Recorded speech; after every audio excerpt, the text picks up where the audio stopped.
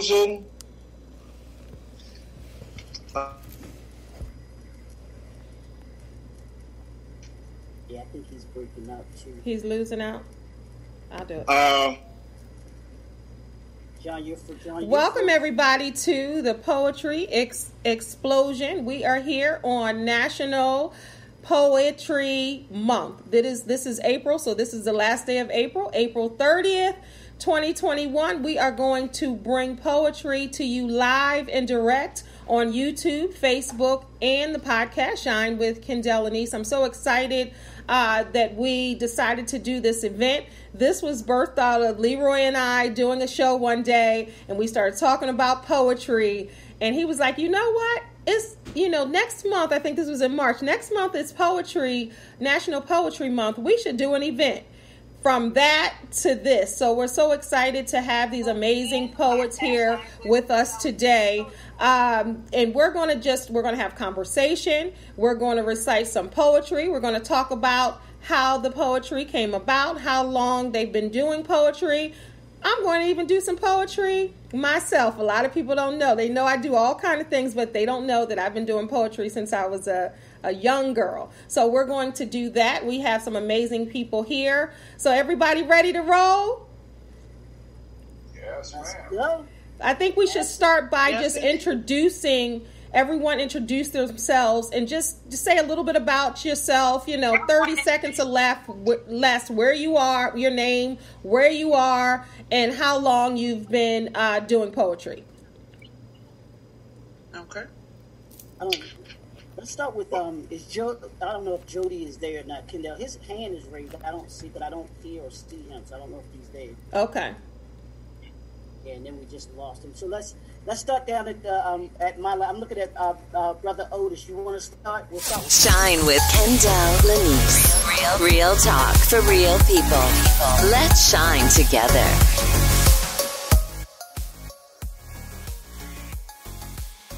Grew up and went to Baltimore public schools and went away to college. I became an engineer, and lo and behold, what does an engineer know about poetry?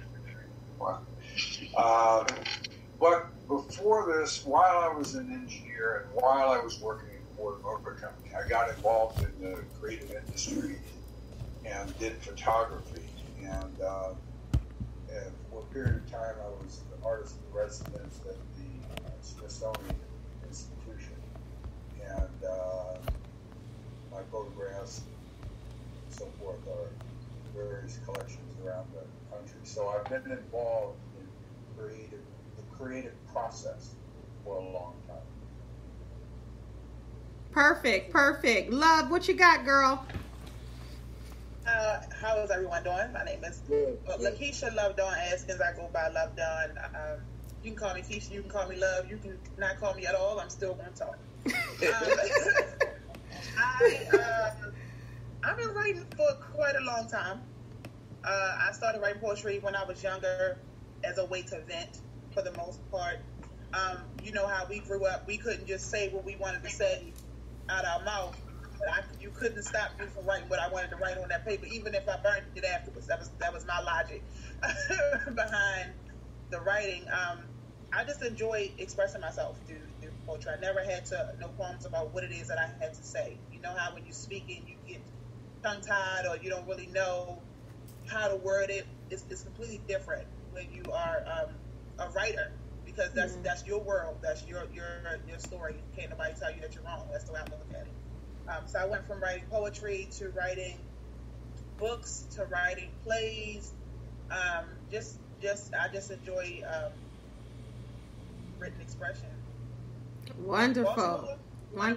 All right now, Jody, if you can introduce yourself to the people. Yes, how you doing? I'm Jody Downs. I'm from Annapolis, Maryland. I'm an Annapolitan, capital of the state. Born and raised here. I've been a lover of poetry since I can probably remember. I've always been like a person that's got to write things down and like to see them in front of myself. And I started getting a love for words early in the dictionary, and I want to say from then I probably was like in the 4th or 5th grade, and I probably found that I was in the art place of it when I was in high school.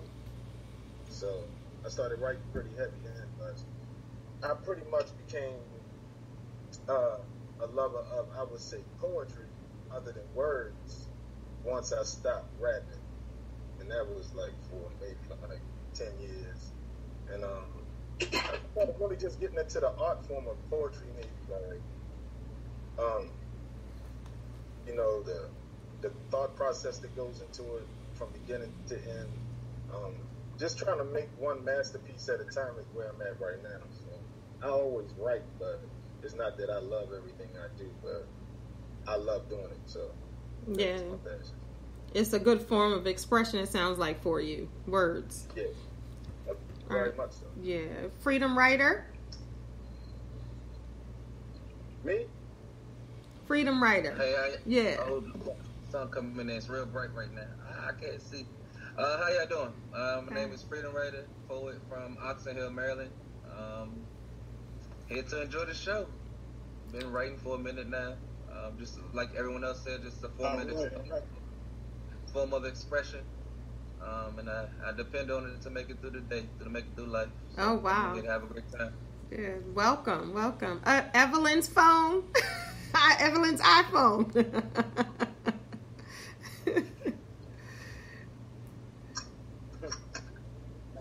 Or Joyce Turpin. They might just be tuning in. Okay, all right. Well, welcome. Yeah, have them put themselves on mute as well. If they're going to just be there, then we need to put them on mute. Yeah. Put themselves on mute. All right, John. All right, guys. My name is John Hansborough. I am a lover of poetry ever since I can remember. I think it started with listening to rap in the late 70s, early 80s. Then poetry turned into a lifesaver for me to deal and cope with everyday life, basically. You know what I mean? I went through some things in life, and to fit and to deal with the situations I was dealing with, poetry was right there for me to heal me and get me through, and it still does to this day. Yeah, I heard a couple of people said that's good. All right, Leroy, you want me to go, or are you gonna go? What we gonna do? Nah, I'll let you go, and then I'll go. Okay. Kendéll, Lenice. Many people know me as the transformational life coach and speaker and author and all of that. But what many people don't know is that I've loved poetry since I don't even remember when it started. That's how little I was. And like the other people said, it's just a form of expression. I love to write, and like Love said, author of books and, different things like that. But poetry is something that is very consistent and very easy. That's why I know it's just God-given. It comes very easy. When I get ready to go type or write, it just flows right through me.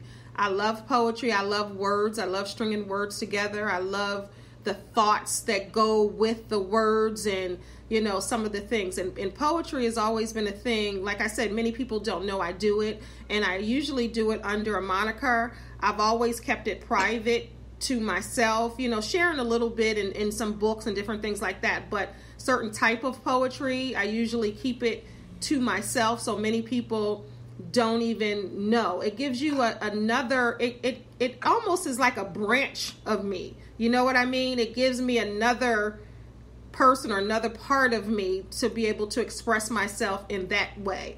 So I love poetry. I love poets like Sonia Sanchez, Nikki Giovanni. I mean, we can go on and on and on. But I love anyone's poetry who is bold enough to come outside themselves and say what they want to say. Absolutely. What's up, everybody? It's your boy, Leroy McKenzie Jr., the Impact Builder. But that's not me tonight. Tonight, I am the poet. Hey! McKenzie Jr. We are here to have just a grand time. Those of us that love poetry, that have a love for poetry, and just have a love for spoken word. I've been doing poetry, and I usually tell this, I've been doing poetry since I was in college. And like many of you have said, I wrote, and like Will said, I was writing just to get stuff out of my head. I had to get these things, these thoughts and things out of me that I just felt needed to come out of me, and they came out in the form of poetry, and have loved it just for years, and like I said, just been writing, and just excited. I always get excited just being able to be a part of, or even to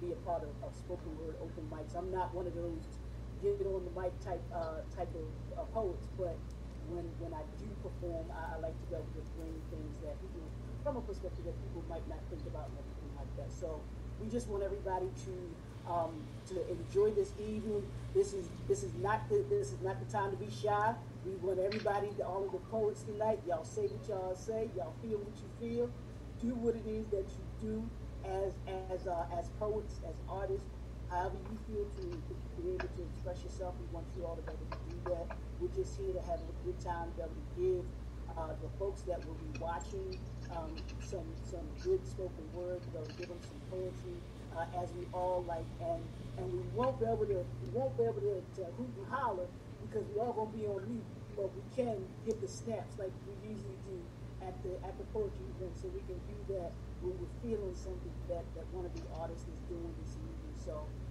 without further ado, I'm going to turn it over to our MC tonight, who is none other than Brother John Hansborough, and he is going to take us into our first segment and introduce our artists that are going to be coming up and performing tonight, and then we're going to just let it roll.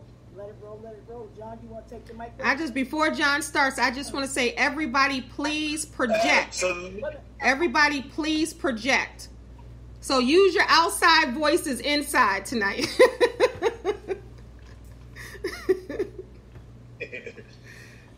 Absolutely. All right, guys, I'm so excited about this. This is a pleasure to be a part of. Introducing the first poet is actually myself, John Hansborough. I am the first poet that will be spitting tonight. One of the poems that I want to share first is one of my favorite poems. It's my absolute favorite. This is called All That Shouting Isn't Necessary. They say all that shouting isn't necessary. But what have they been through that's colder than the month of February? I'm talking about news that'll make your body ache. And it's out of your control, so you feel you gotta participate.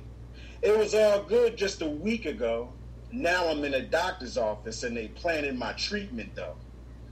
My work has come to a halt, but my bills ain't longer than a tree stump. I stand in line for aid and assistance. All the while, I feel I'm losing my existence. The lady behind the desk looked at me as a stereotype. Now I realize in 96 hours prior, I ran a work site. I feel like my back's against the wall, so I pick up the phone, but who do I call? I was stripped of everything with nothing to spare as I laid on a cold, hard table and stared in the air. God, is this it? Will I see my wife and kids again? If I die and my babies cry, who will make them grin again? My life was saved, though it was full of sin. My doctor said, take a few of these and your pain will come to an end. But no, I must keep going. It's no time to break. But my back is against the wall. And the devil don't hesitate. When he came to me to convince me of my fate, I refused to be a victim and told him, clown, you're too late. When I realized who brought me through it all, my vision, it became clear as he showed me a picture of it all. He said, son, didn't I tell you I would never let you fall? It was then I decided to serve him in the midst of it all. So if you see me go crazy or start to bang on a wall, it's my way of praising him because he brought me through it all. In peace. Okay. Thank you. Yeah, that's my very first one and my absolute favorite right there. John, did you want to do? We're gonna have this segment. We're gonna do two. Oh, I can do it now. Oh, that's right. We are doing it to you. Okay. All right. This one is called "Forgive the Saints." This is another poem that I wrote around the same time, actually, and I wrote all that shouting. I wrote "Forgive the Saints." Going through some things, and I just put it all on page. So here we go. Forgive the saints. Forgive the saints, because I could care less for title or rank. That devil, he'll deceive you. He's nothing but evil. When you're full of the Spirit, nothing comes near it. Jeremiah moaned, it's like fire in my bones when the pastor reaches a certain tone that zeroes in on the problems you own. You cried and you wept it, you came to accept it. Endure the night, because that joy is unexpected. And change your heart, that's the start of something you took part. It's not fashion or art. Come into the art and save your soul and walk streets of gold. It's about eternal life, not thousands of likes. Tell me, what went wrong as we sang our song on benches with palms? And my favorite psalms is 30, of course. I cried out, oh Lord, and you swung a sword. Now I'm beginning to see how you live in the tightest of places. It's all so amazing. Chasing after you and I'm bleeding, but I keep praising you. I mean, you are the reason I'm walking and breathing in peace. In peace. Someone needs to mute their mic. I hear somebody talking through the whole time. Everybody needs to mute their mic the whole time John was. Yeah, we gotta mute your mics, guys. I heard someone talking the whole time, so I was trying to say, but good.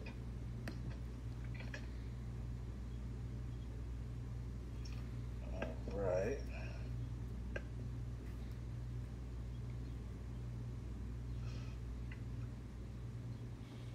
Who we got next? All right. Sorry about that, guys. All right. The next part we got coming up is Mr. Otis Sproul. Otis Sproul.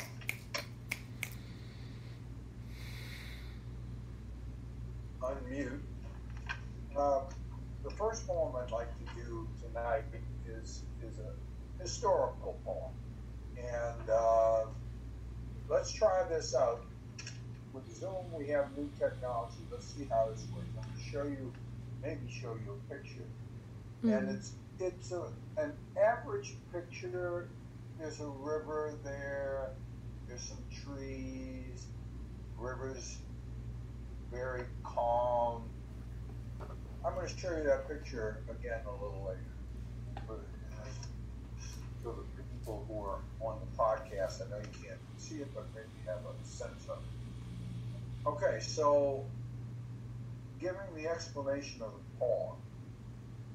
At the end of the Civil War, there began a period of American history we call Reconstruction. Most of us have heard of this. During Reconstruction, the 13th, 14th, and 15th Amendments to the Constitution were passed. Former slaves experienced the freedom they had never known, and prosperity came for black folk. Also political power. The end of Reconstruction came in about 1877, largely due to the withdrawal of federal troops providing protection to black folk in southern states. White supremacist groups such as the KKK had already been formed, but when the troops were withdrawn, their reign of terror really took off. So did one of their primary tools of terror, lynching. This is a poem about that period where black folks who had begun to pull themselves up by their bootstraps were pushed down again when the bootstraps of the federal troop protection were taken away. It is part of the road we have taken that gets us to where we are today. So the poem, the title is "At the End of a Rope, a Dream." The time frame is 1877. Once declared free, we, gathered by the river, meant to travel many a soul, believing in the possibility of secure passage even when far from water's edge. Mounted in shabby boats, unstable to cradle us and have sufficient worthiness to brave all waves. With agreements for safe equality in crossing, but having only bare feet and empty hands to carry forward the task. With faith that yesterday's promises contained truth that propelled us even while navigating tricky in a street cross curve. Making stairs left and right, searching for confirmation of freedom so recently unearthed when shedding our bond. Knowing the river's flow could have happened before now, but for a dam of blockage diverting it to private pools filled with our exclusion. How could such a river ever nurture, ever allow a land to flourish?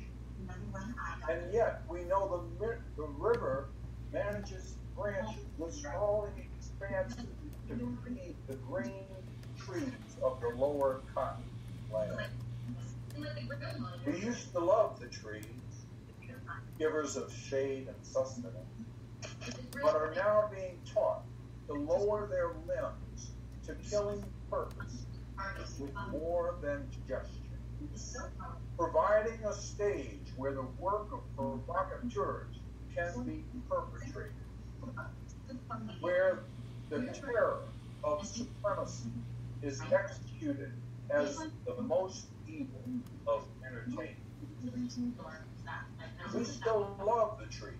We will always love the tree. It is just meant that their meaning has altered, as happens with drawn-out verse. But this new purpose has moved us from reduce to postpone, to cancel, to never.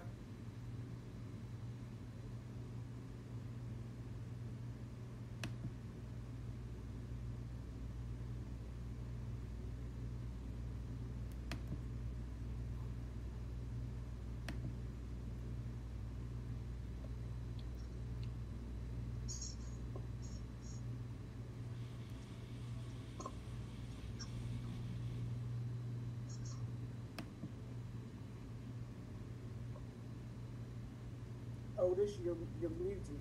Otis, you're muted.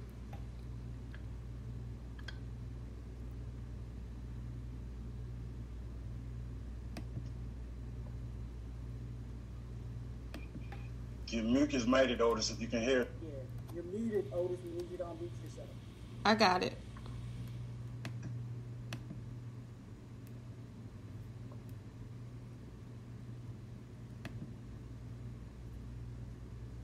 Okay. Yeah. Was it all muted? A little. No, you're good now. Go ahead. You got muted out. You were well into it. Go ahead. So it just flipped. Okay. Yeah. All right. Well, let me go back. But the new purpose has moved us from reduce to postpone, to cancel, to never was. And once prostrate, it makes no difference whether it be supine or prone, because the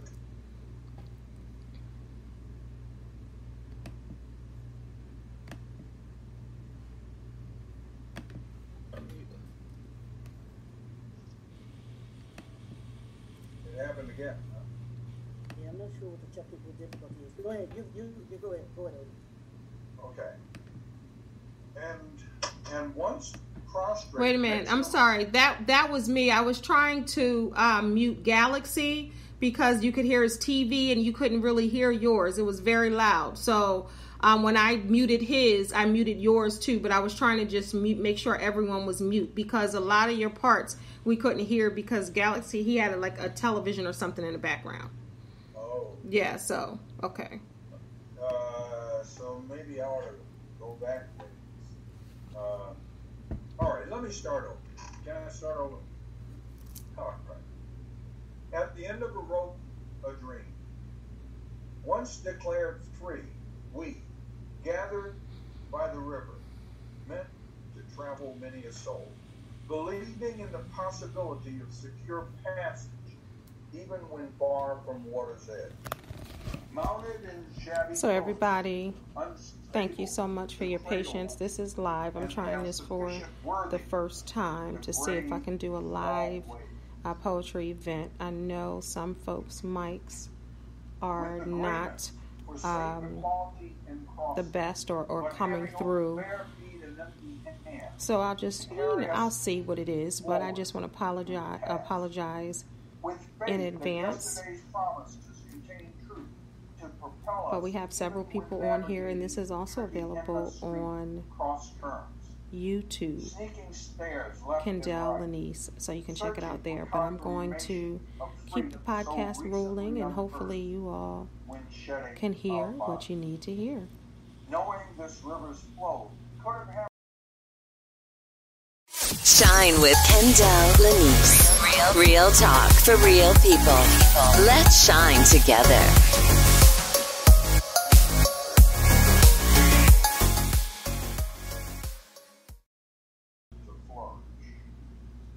And yet we know the river manages branches with sprawling expanses to feed the green trees of the lower land.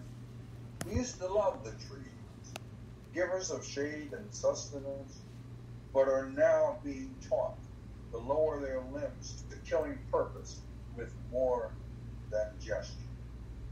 Providing a stage where the work of provocateurs can be perpetrated, where the terror of supremacy is executed as the most evil of entertainments. We still love the trees. We will always love the trees. It is just meant that their meaning has altered, as happens with drawn-out murder.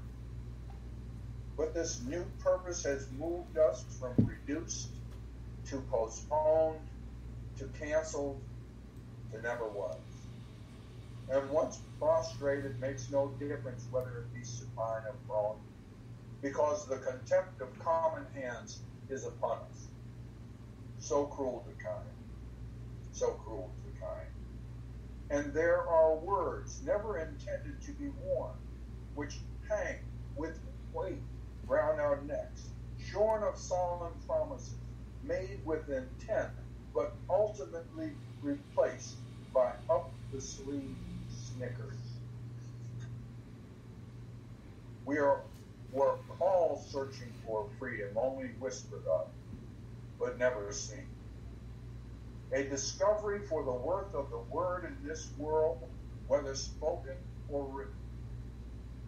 And a hope the beast of yesterday can be made the wholesome meal of tomorrow. Strike as hard as you like. The anvil of freedom still lives. And one day it shall be, remembering is enough, when freedom comes round again on this rolling earth. And yet, the river knows its flow. This picture I showed you before. This is the Tallahatchie River. The Tallahatchie River is where the body of Emmett Till was recovered. That's the poem.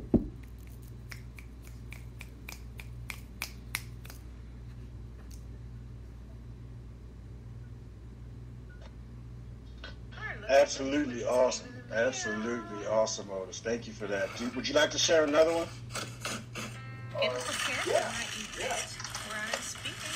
Yeah, you can go ahead and do that. We are sharing two apiece. That was very good. That was very interesting. really was. I love the picture too. It gave me a good idea of what you were talking about. Definitely. Yeah. Look at that. Here's a poem. You'll get it. You understand it right away. This poem was written about 6 years ago. It's not related to what's been going on since George Floyd and subsequent things to that. So it's got a little age on it, but I think it still makes sense. The title of it is Black Men. I know you from our time at the front, together. Together we found there was no such thing as a completed struggle. We believed in ourselves that together we could defeat all comers, regardless of how armed. Never mind the lead bullets which we could hear trying to unfurl their way up from streets and alleyways to find us together. So early on, we learned we had better both start running because we knew we would be adjudged guilty as sin together. Now we find our fates are tangled together, and we must attempt to untwist that for the sake of our individuality. And yet, we both need to point our thoughts at tomorrow together so as not to sacrifice the realities of our being here together. In so doing, together, we sometimes produce the diminished sounds of drowning men who cover each other with splashing gasps, perhaps being dragged down by the undertow for the third time together. Our survivability must be enough to make a difference together. What else are black men in America supposed to do together? The answer is, and always has been, more painful than the question.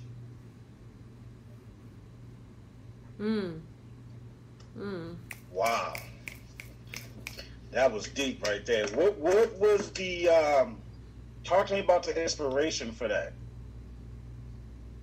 It was recognizing that there's a solidarity that will help us get through this. Right. And my sense was, again, 5 or 6 years ago, that maybe some of that was not as solid as it could be. So it was meant to remind that we need to rely on each other, and we need to be confident in each other, and that will bring us through. Absolutely, Otis. I definitely agree with you there. I definitely do.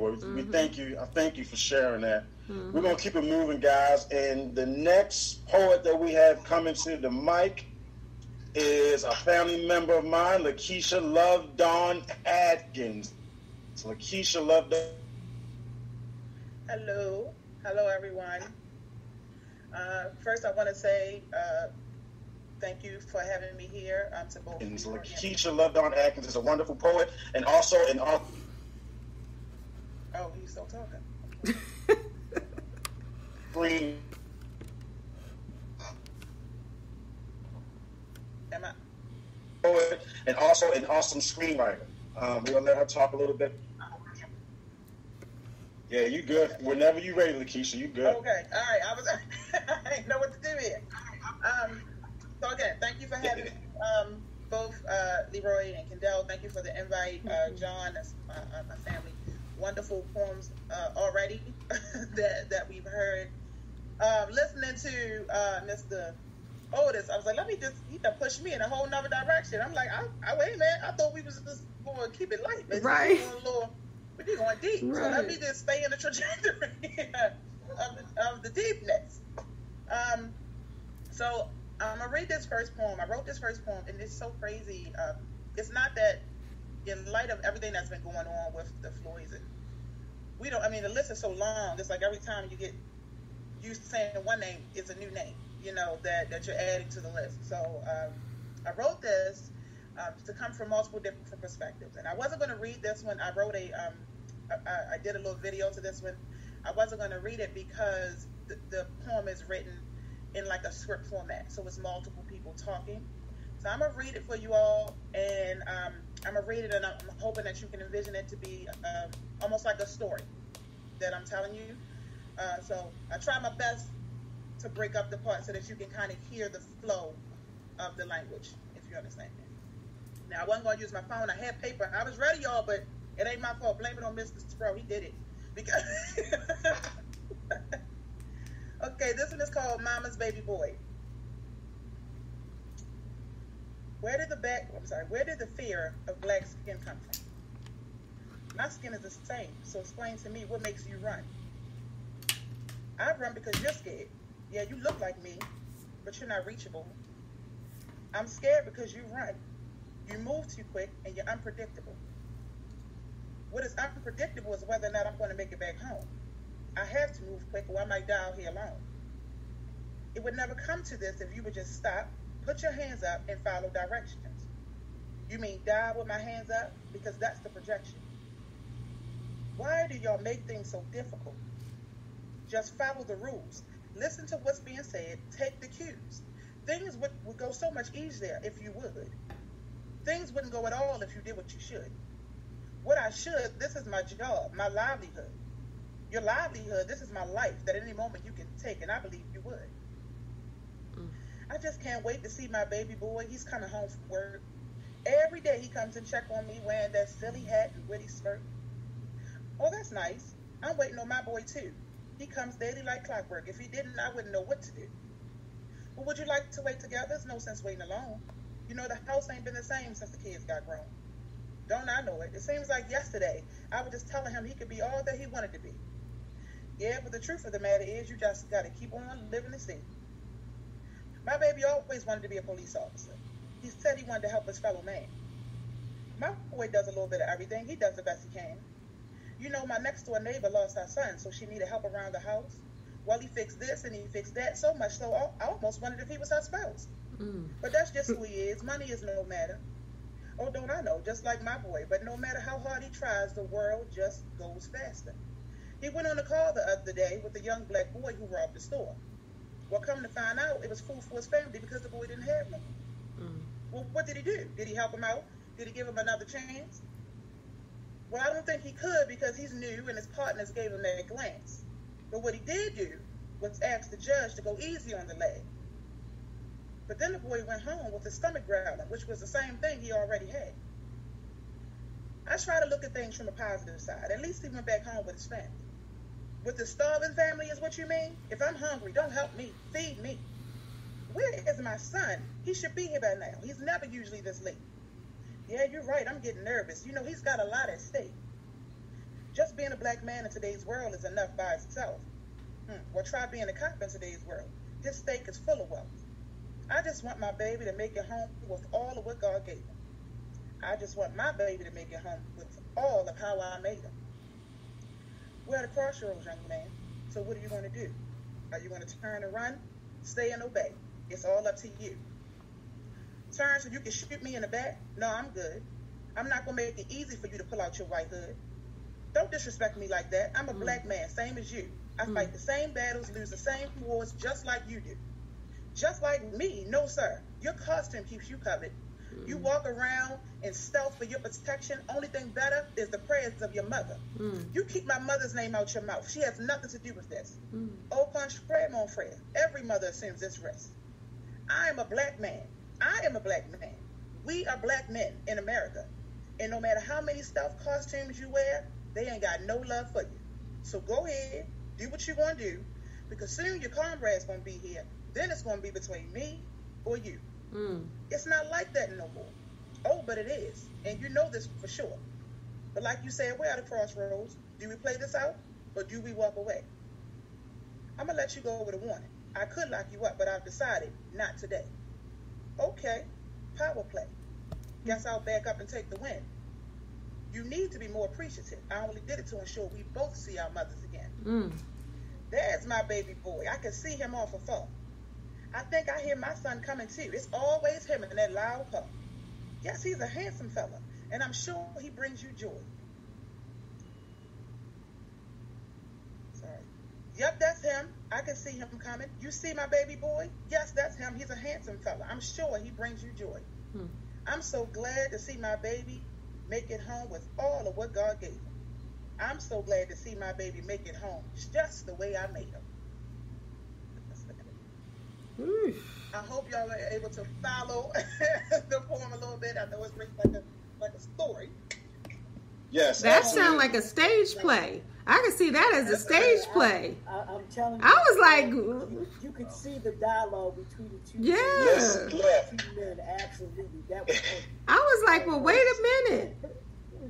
It's so interesting y'all say that because, like I said in the beginning, she writes stage plays. Like, she's so talented. It is absolutely crazy. You know what I mean? Yeah. But you could envision everything she was saying. Yeah. Okay. I was nervous. I didn't, because I'm like, I'm going to look like I'm crazy talking to 4 people. Yeah. But that's how, because I thought we were just going, keep it. I didn't know we were going to get deep where I gotta go to bed thinking and having a headache, but y'all deep. Hopefully somebody lighten it up a little bit. For real, this is poetry is a way and a form of expression and getting out what you need to get out and really telling the truth and being authentic. And both you and Otis, ain't nothing but the truth in both of what you all are talking about. That was great. That was great. Absolutely. Lakeisha, would you like to share another one with us? I'm gonna go down Kendéll Road. I'm gonna lighten it up. That's up to you now. That's up to you. I hope it's lighted in my camera, y'all. I'm sorry. I told you.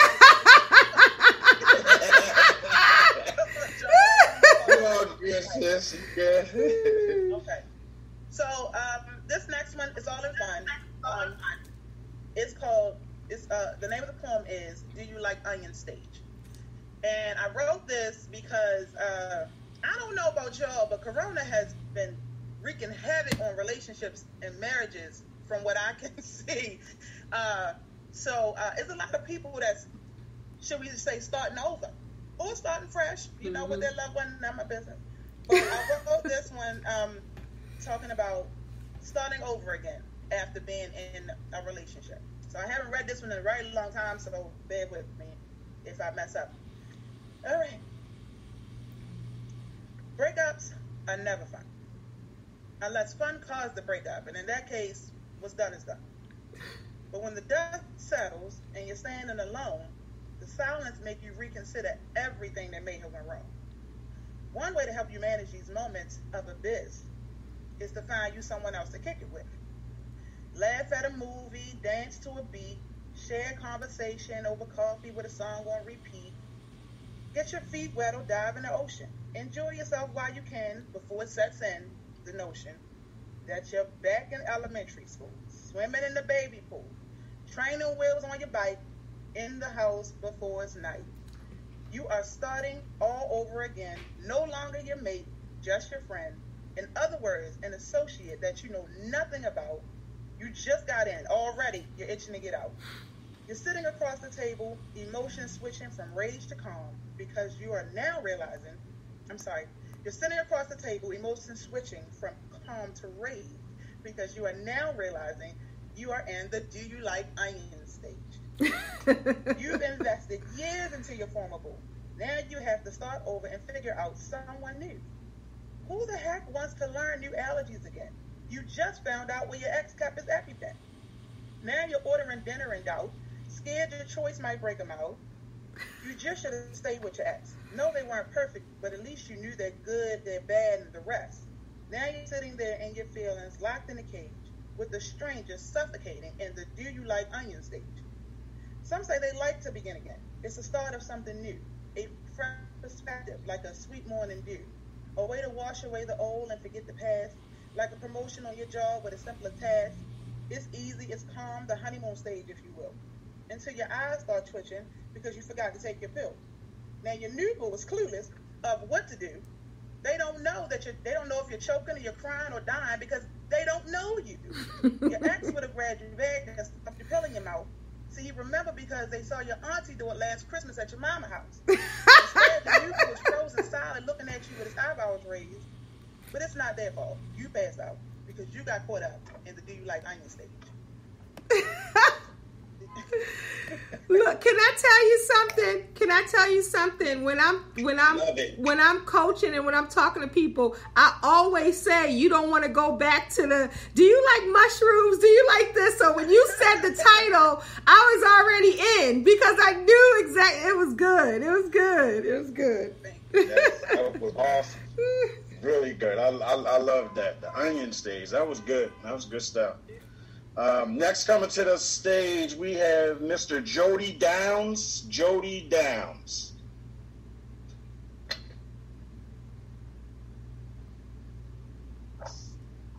Okay, I had to get myself off of mute. Greetings, everyone. I have a piece that I wrote out of I wrote for a future project that I'm doing called Take It to the Grave.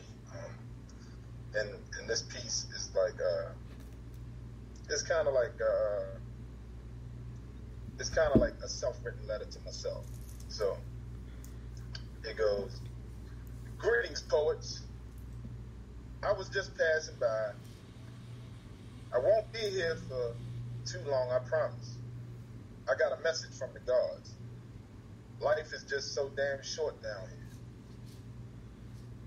But if I could beg your pardon, I think I am only here simply to pay homage for all of my wrongdoings and for all of the things and those who came before me.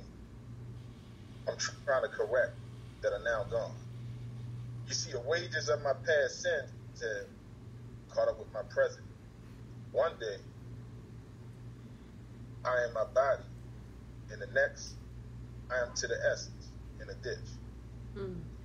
Don't forget about me when I am no longer around. Just remember, when I am gone, that right now wasn't meant to last forever. Take a note that the love we had here on earth would never be enough to bring heaven and hell together. So when everyone's away and you're home alone, all missing me, I love you. Damn, but miss me with that miss me shit. Because I'm gone now. But to sum this life up about you and I would never say goodbye. Poetry, I hope you live forever, and I pray that I never die. Letter from a dead poet. Damn, bro, I love that, man. I love that. That was hot. I love that. You said you right now? That's kind of really short, so I was just wondering if I could say another piece out of a little short project that I wrote, and it's called "She Is the Poem," and in that piece I wrote a piece. Will he ever see her again? And that piece is good. And that piece absolutely. Go ahead and share it, bro. You good? Go ahead and share it. Okay. Well, he messed it up for every woman ever thereafter. Every woman slept on her. Her crown would often lean. You see, one king's omen became the devastation of the queen. She is the poem.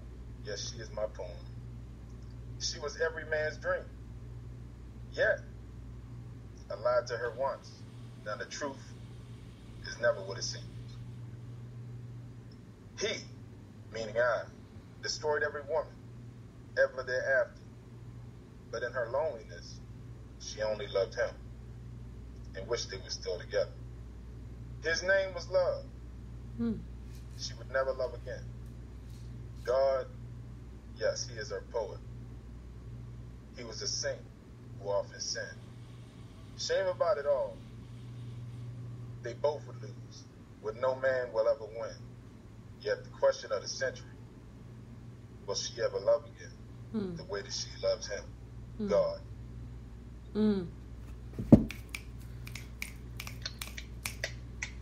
Awesome, bro. Awesome. I wanna keep it moving. I got some questions for you, but I'm gonna keep it moving so we can get through everybody. But that was absolutely powerful, brother. Definitely. Thank you. The next person we're gonna bring to the stage is a native. He's a native from everywhere. Let's just say that, because I don't know if he's really from DC. I know he's from DC. He lives in Baltimore, but he's an awesome poet. Follow this brother on YouTube. I just had him on my show not too long ago. We're going to bring to the stage Jeremy Freedom Writer Johnson.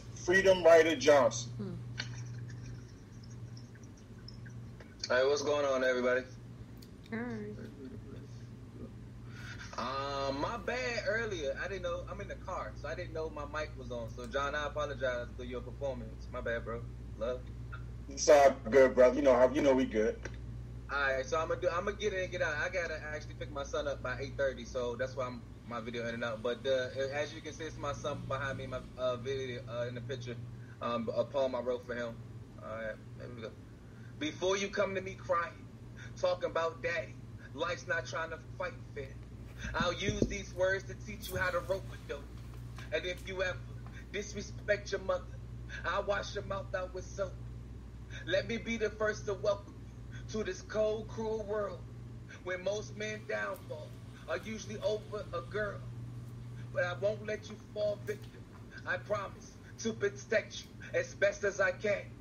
See, I want you to idol me, but become a better man. I love you like John Quincy loved this son. And during my darkest days, I would think of you, and you will become my son. Understand, you come from royalty like Simba. Don't let people play you for a little cat like Kimber. And if you have hoop dreams, just promise me that they don't end up like Antoine Walker's. See, you don't need the luck of the Irish when you have faith in the God. There's nothing more important than your family and God. I want you to dream big, like obstacles don't exist. See, actually chasing after is the only difference between the dream and the wish. And when people tell you you can't, always remember that you can. See, I want you to honor me, but become a better man. Before I leave this earth, it's my job to make sure that you became a man. It's not just important to me, it's important to every branch on this family tree. See, we don't back down, and it's my job to teach you that. Since my grandfather is no longer around, he was the man with great pride. He taught me how to never let a hater slow down your stride. Walk with your chest up and your head towards the sky. Look every person in the eyes, because that's where the lies lie, baby boy. You're getting ready to fight the fight of your life. Understand, you only get one shot at life, and that's why it's important for you to be everything you can. See, I want you to idol me, but become a better man. A better man.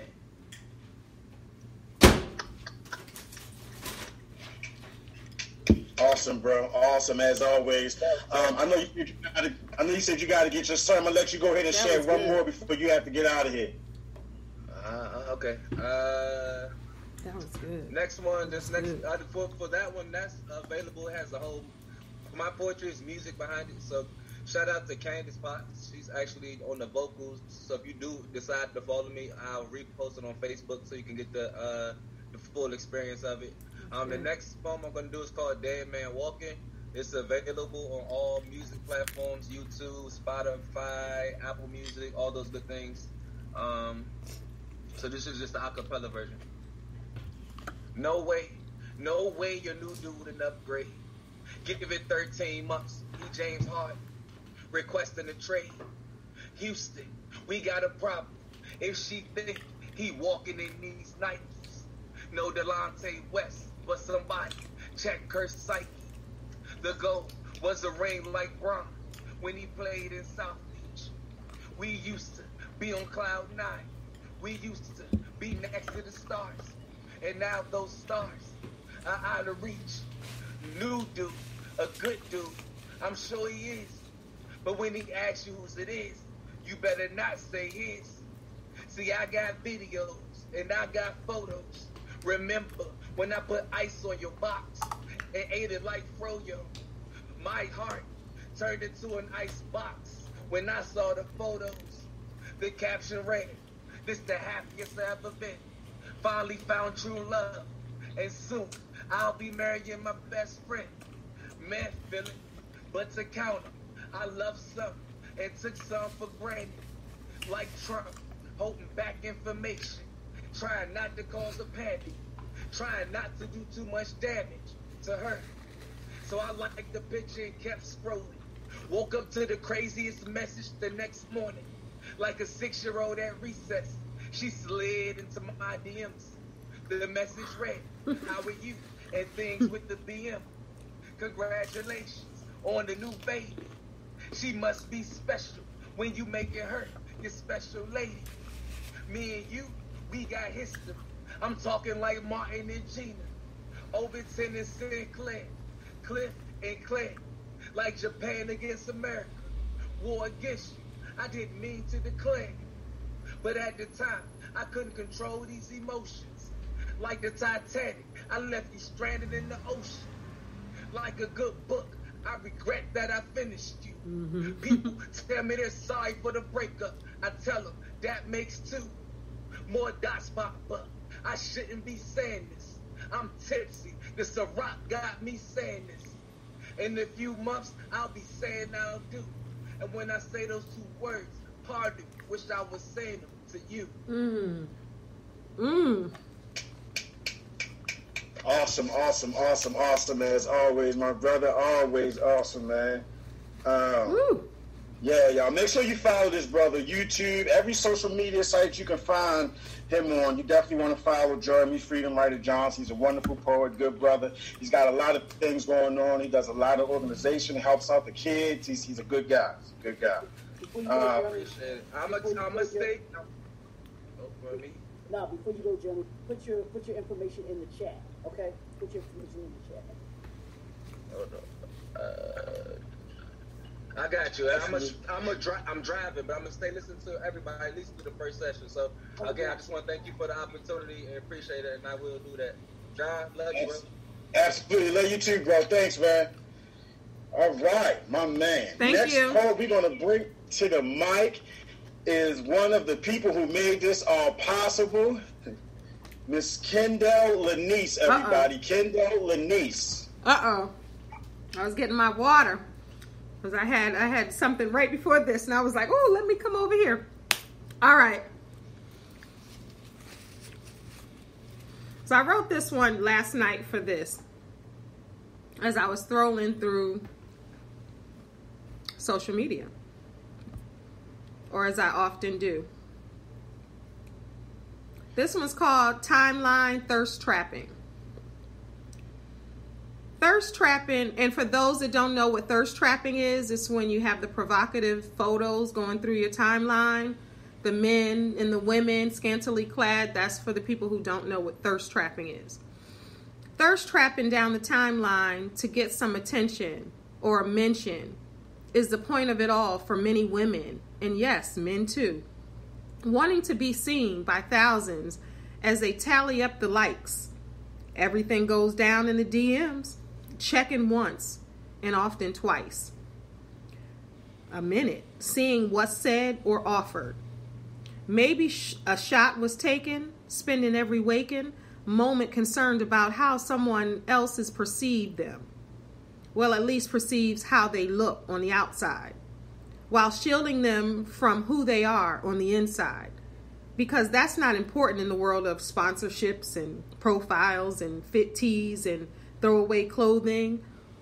Who they are on the inside doesn't sell products or even highlight education. It's about evaluation and numbers, whether it's followers or likes, heart eyes or eggplant emojis. It's about show me and proving your worth on social media. Thirst trapping to get people tapping on pictures without reading captions, because that doesn't matter as long as you don't look fatter than you did the post before. As you scroll through your timeline, you see the same girl or guy with a different face, but pushing the same brand, trying to get attention of someone they may never meet. But hey, that's the world we live in. So most people just give in and do what the last one did, losing their identity, because that didn't work before. Sex sells is what they say. So I might as well give it a try and allow the old me to die inside. Thirst trapping timeline. That's absolutely awesome, Lenice. Thank you. That is awesome. Thirst trapping. I like that. I am going to use that. That's a new term you just told me. Timeline thirst trapping. Mm-hmm. You know what that was?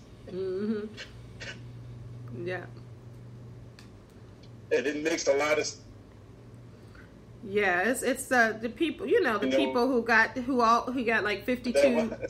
Makes a lot of sense. That was absolutely wonderful. Thank you. It's the 52 selfies and barely any clothes on, and all the pictures are in the gym and all of that going down the timeline. Yep. Is he talking? He's on mute. You're on mute, John. Yeah, I'm sorry. Oh no, that's okay. Yeah,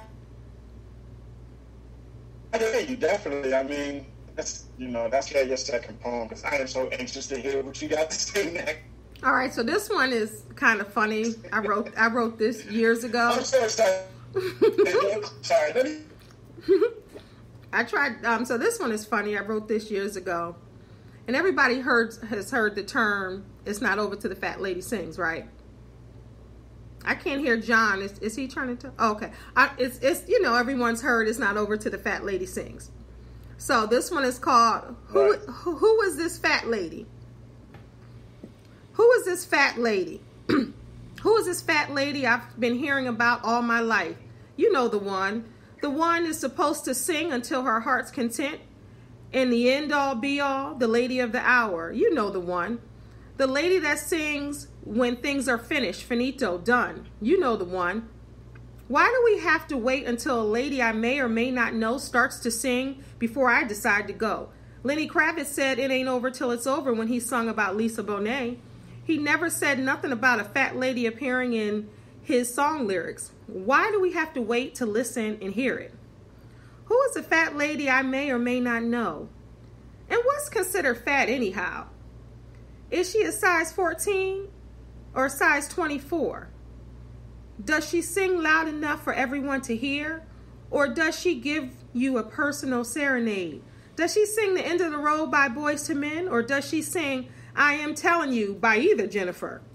How do we know when to say when? Will New Edition sing, Is This the End? Will the fat lady tap me on the shoulder and say, This one's for you? Or will she sing into a crowded room for everyone to guess who she's singing to? If anyone can describe this fat lady, weight, complexion, size, or shape, please let me know, because I'm ready to roll.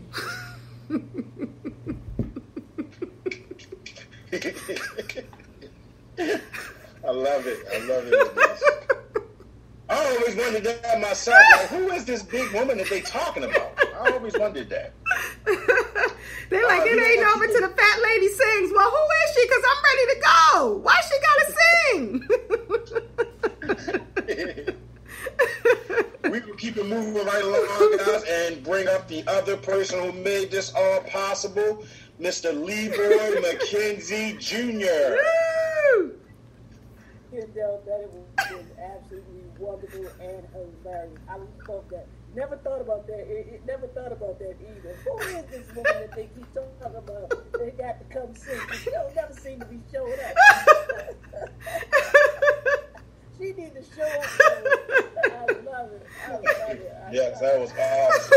Thank you. Awesome. Thank you. All right. since we've kind of gone from the serious and light and stuff up, I'm gonna give y'all, and we have had a nice gamut of different types of poems that we have tonight, spoken word. But I'm gonna give y'all one of those hopefully feel good poems. And I wrote this one.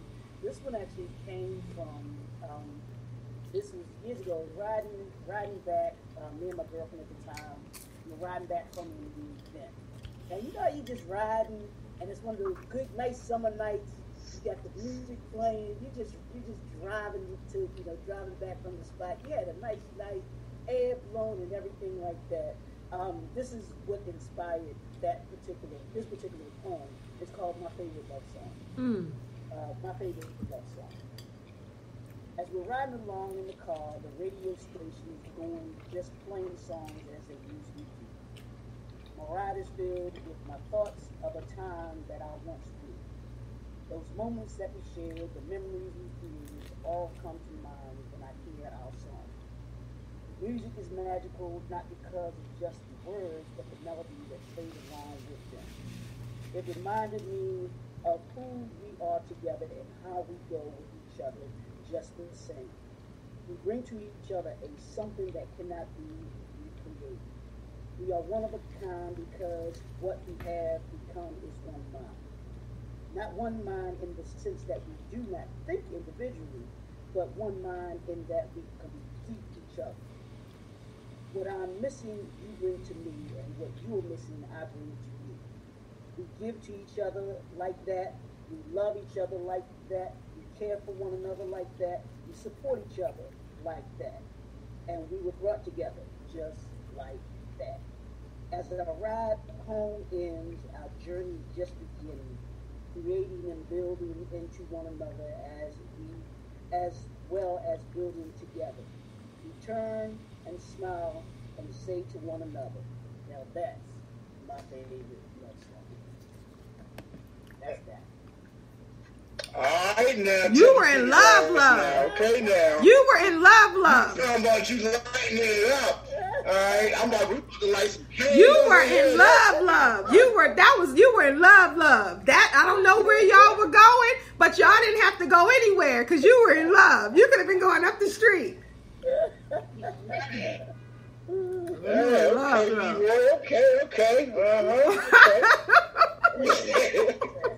We're going to let Levi go ahead and share his next one. All right, this next one is actually the title of one of my books that I've written, but it actually came from me wanting to just write to the brothers, and this is entitled "The Power of Man." My strength is not defined by my prowess or by my physical stature. I am powerful beyond intellect, and how many letters are behind my name?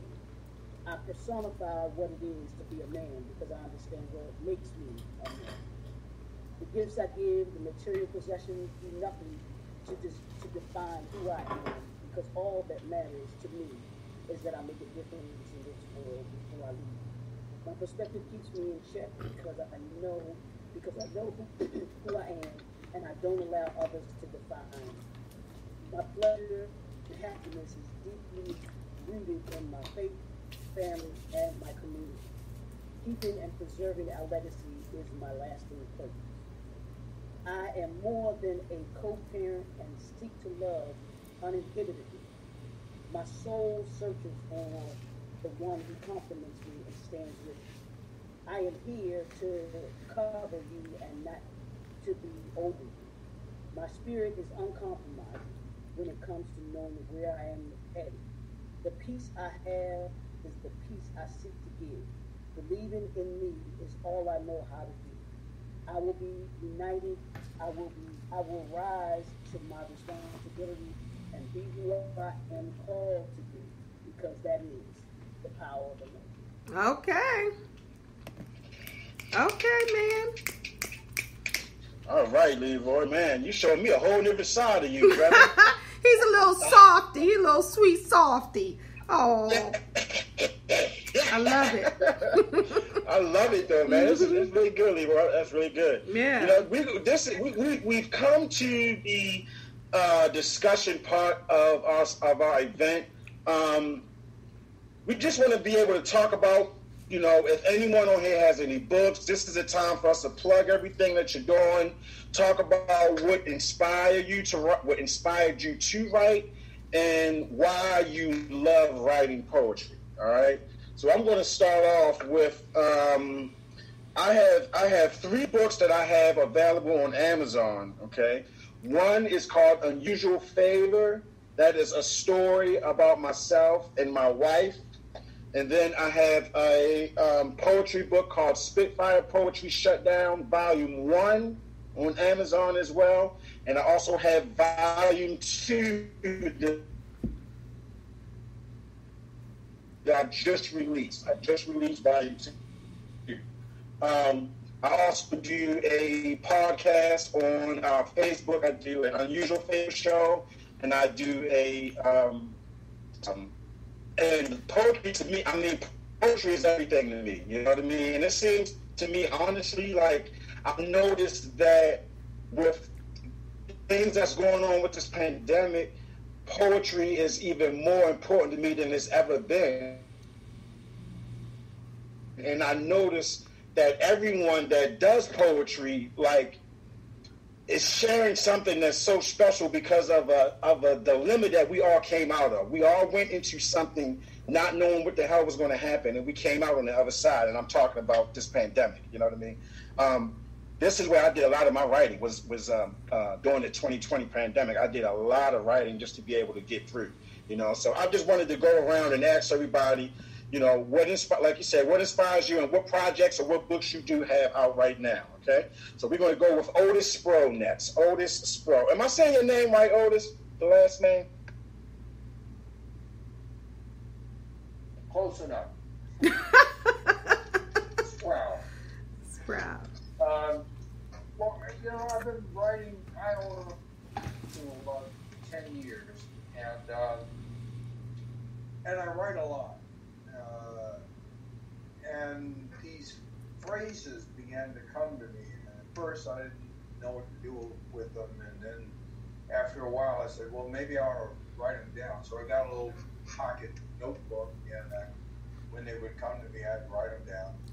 And then technology improved and could dictate them into the phone, And I began to look at them and say, I think there's a poet. There's a poem in here. And I began writing the poem. So I came out with a book.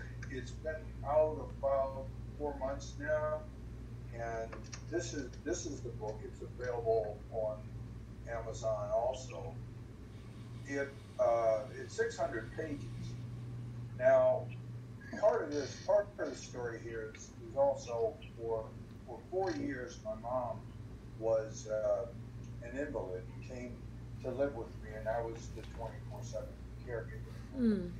That, if you've ever experienced these quite a life-changing event. But every once in a while, I could get a little bit of time, and so then I'd go off and I'd write my poems. And a great pleasure was, after I worked them out, then I could sit and read them to her. And it was something that we shared, and she really enjoyed it. I've also been a member of the Black Writers Guild for quite a while now. And folks were always telling me that I ought to do a book. And I didn't pay it a whole lot of attention. But when the pandemic started, I said, well, now is the time. So I assembled all that I had, and lo and behold, it was more than I thought, much more than I thought. Wow. So I went through then the process of getting a book together. And I like to talk about this part. I say it was an international project because it's hard to find a poetry editor. And I found one that had a really decent reputation. And he was Irish. Now, when I say he was Irish, he was really Irish. He lived in the city of Cork, Ireland. And I contacted him. He said, let me see some of the work. And I did. And he said, yeah, we can work together. So I had the Irish guy there. And then for the book cover, I worked with a guy who was British, but living in Spain. And I found that individual working through Fiverr.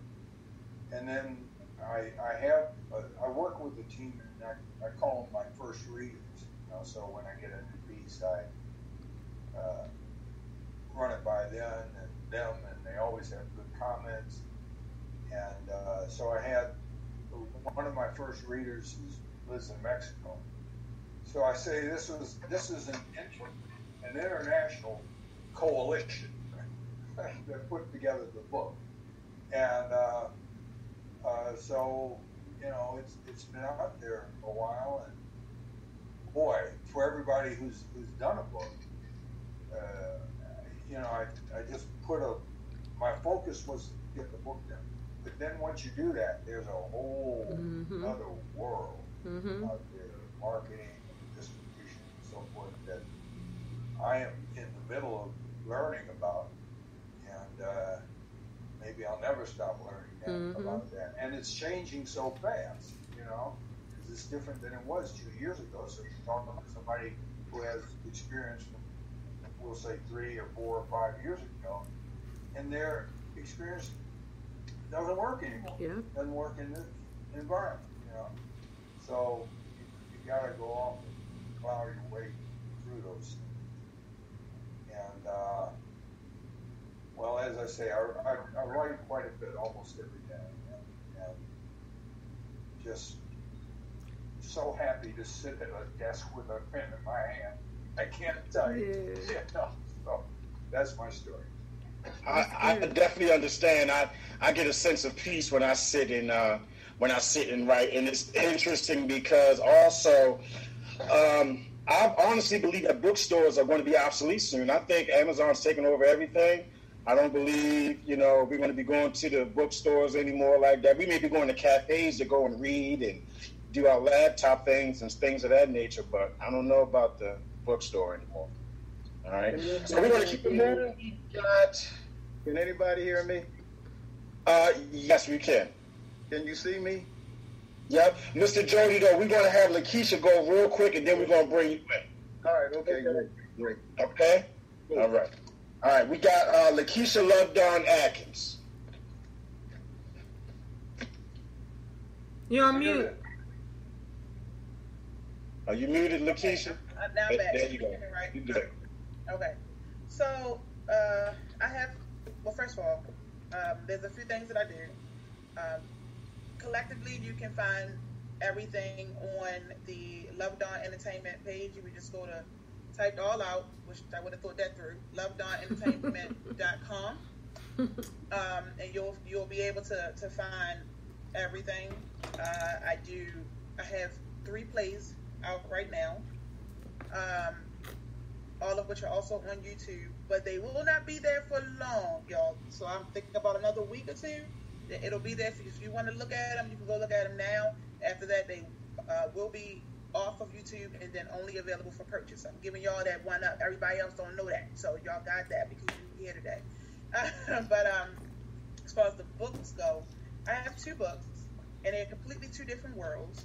I do not write poetry for books, and that's the difference. It's weird because I've always, of course, loved writing poetry, but that's kind of mine.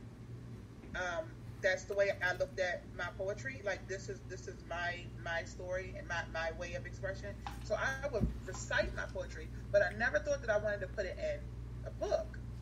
But the books that I wrote was more about fiction because my mind would go, a million miles a minute. So the first book is it's called Nibia. I don't know if you can see it. And it was a family fiction novel, and I wrote that because we had a lot of the children. I had a summer camp for quite a while, and the kids, people were struggling with reading and comprehension. So I decided, well, maybe if we write a story together, it would help them with understanding how to comprehend the story. At least it'll be different if it's their story, our story, and they can kind of take that and implement that when they go to school. Kind of took on a life of its own. Me and my kids kind of got involved, and we came up with this story about a woman who I call her Superwoman. It's like a women empowerment. She's finding her niche, finding her power. I also changed the back of the book to have a curriculum, so that way you could take this to any church, any school, any organization. And in the back of the book, there's questions for the youth to answer, and it's the same questions for the adults to answer. And I say the adult is because it could be the parent, it could be the teacher, it could be whoever wants to do it with them. It's the same exact question, but it's worded differently, so that the parent can answer it from the adult's point of view, and the child can answer it from the youth point of view, and then you can come together, and the child can see how you view, and how you can get a chance to glimpse to see how they understand the same scenario. And I encourage parents and to get this, because there's a section in the back for notes, and you can write notes on it. And I say, do this with your child and keep it and give it to them when they get of age, so that they can look and see this like a keepsake that you could have that you did with them, this assignment. And so we did that with the book Nivea. And the reason why I say two completely different worlds is because this book, as you can see, is not a child's book.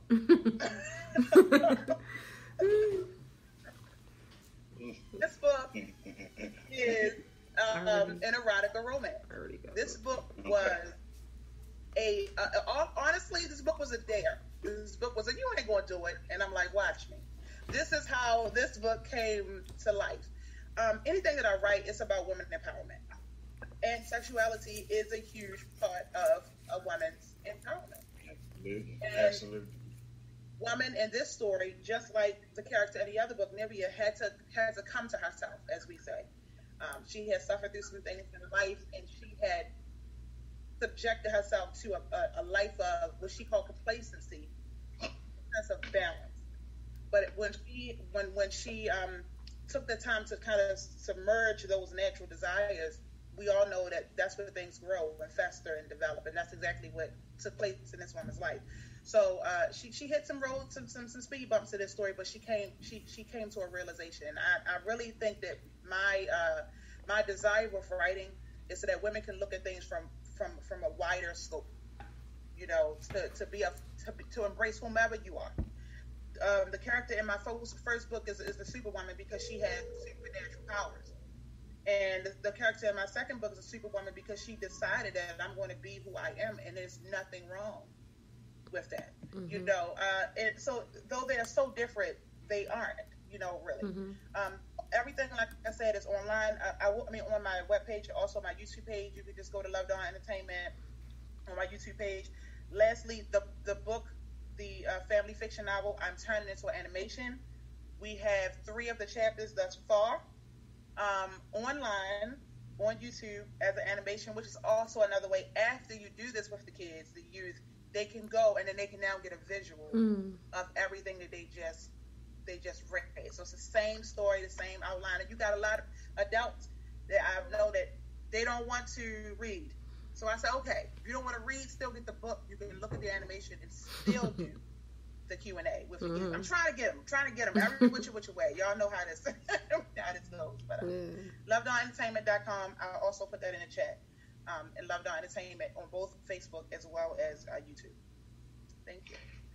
Thank you, Lakeisha. That's awesome. You're a special type of poet to me, because your storytelling along with your poetry is like none other. Like it's really, you have your own lane. You definitely have your own lane.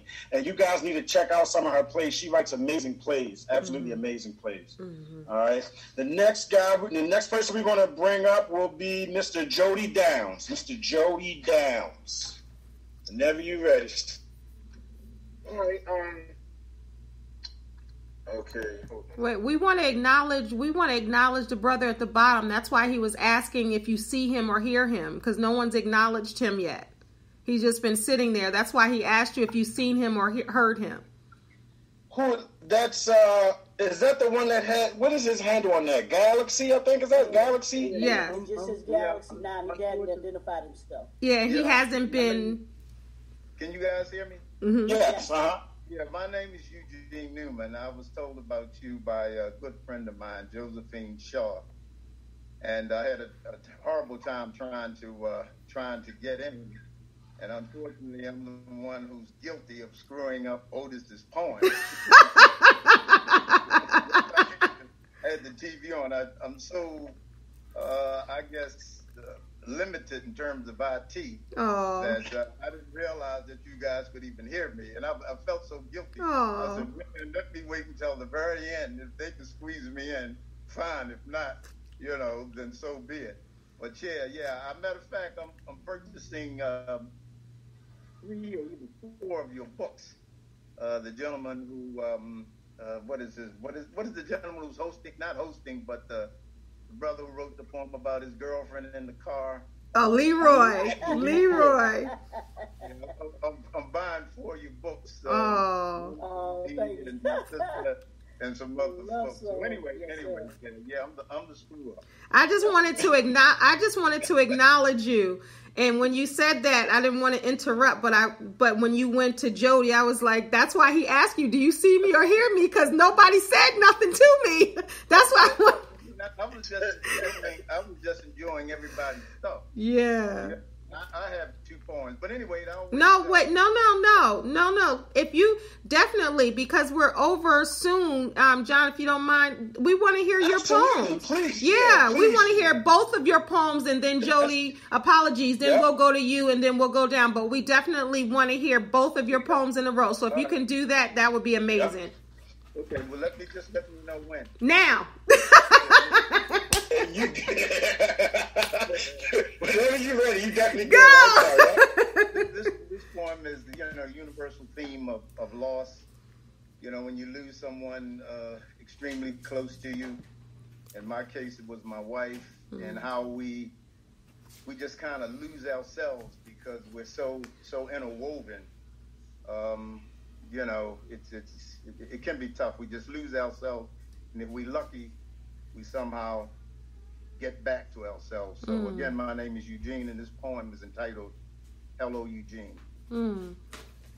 It's been often said, and I've actually read, that at the end of the day, and by the way, friends tell me it's always been this way, that first we loved, then we lay, then all too soon we pass away. Sweet goodbyes are never enough. Losing a loved one is always tough.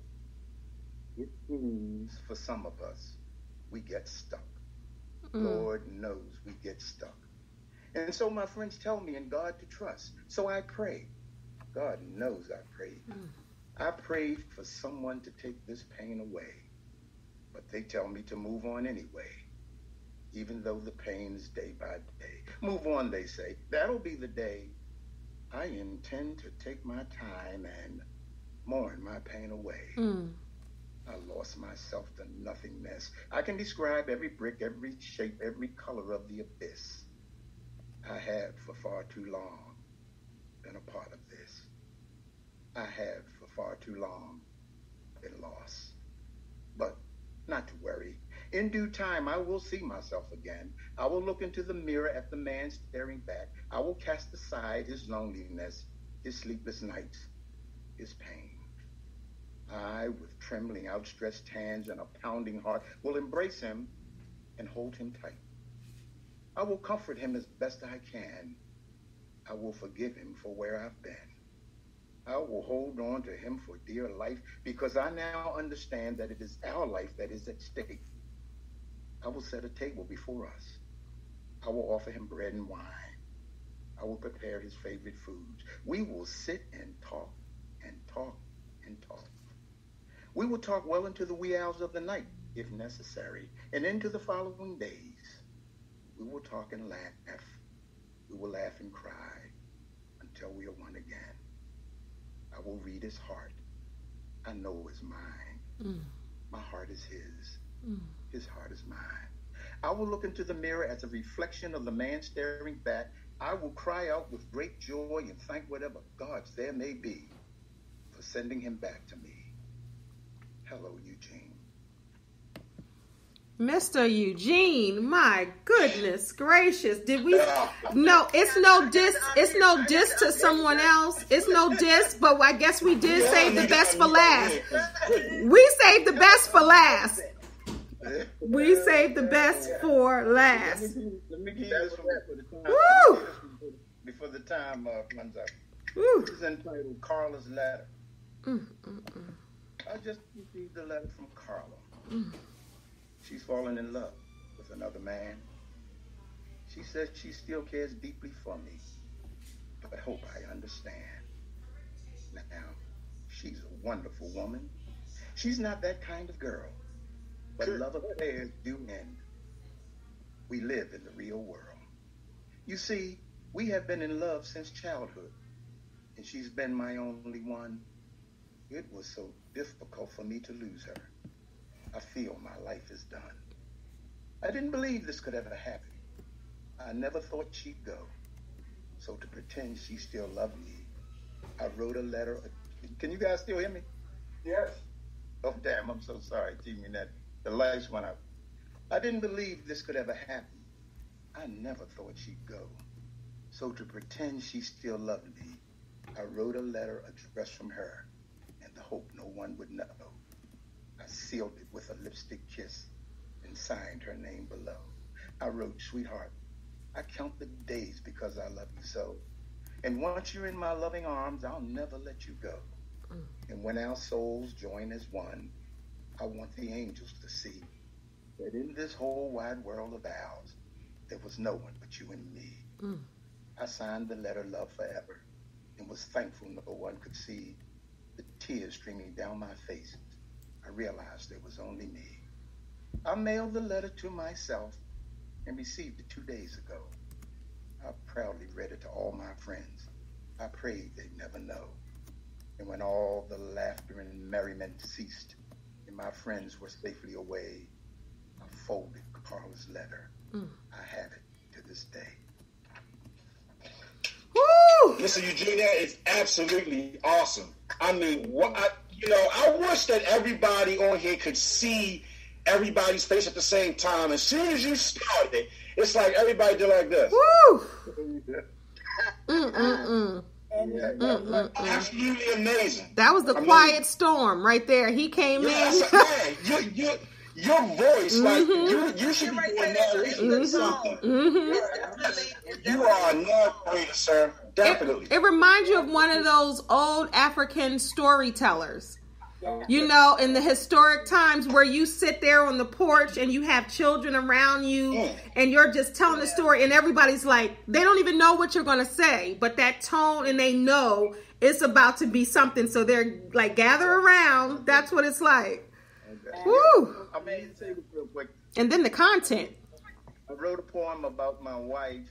I started out, it was 1 page, it was 2 pages, then 5 pages, and it's 17 pages now. Wow. Of course, I don't read that. I don't, unless I have an audience here, because 17 pages, I timed it, and it takes me 15 minutes to read it with all the emphasis and everything. But I'm writing a memoir. Been writing it for 10 years, and hopefully I'll finish that in the next 6 to 9 months. But I enjoy everybody's poem, and that one about the fat lady, man, had me cracking.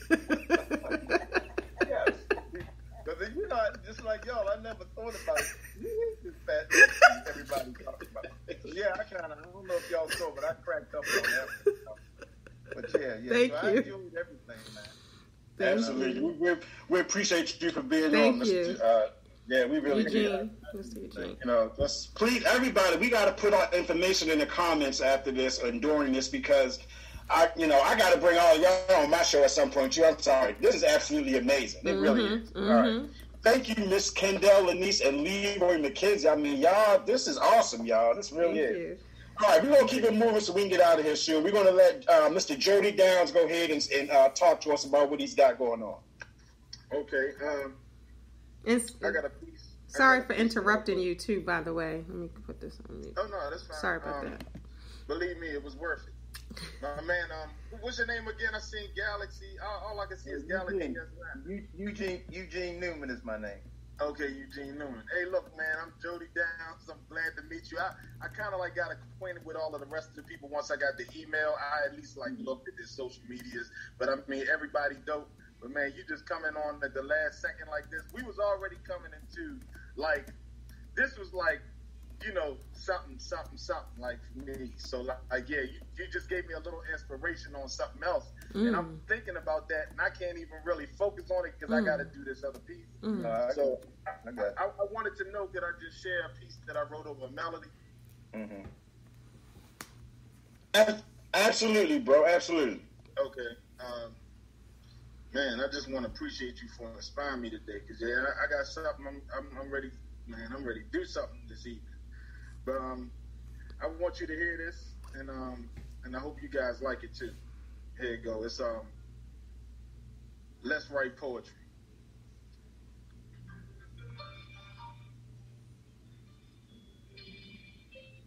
Let's write poetry. She asked if she doesn't think she had insecurities. Her savior would later become her G.O.D. God is a poet. All he ever wanted us to be.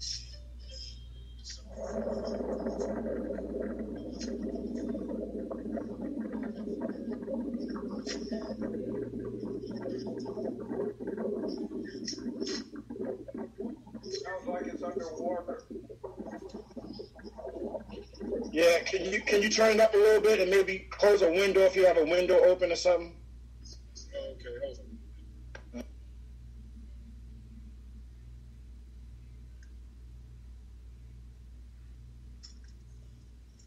I think that's what it was, too. Hold on. Bad as I was at the beginning. While we're waiting, Mr. Eugene, is this you? Oh, yeah. That's Okay.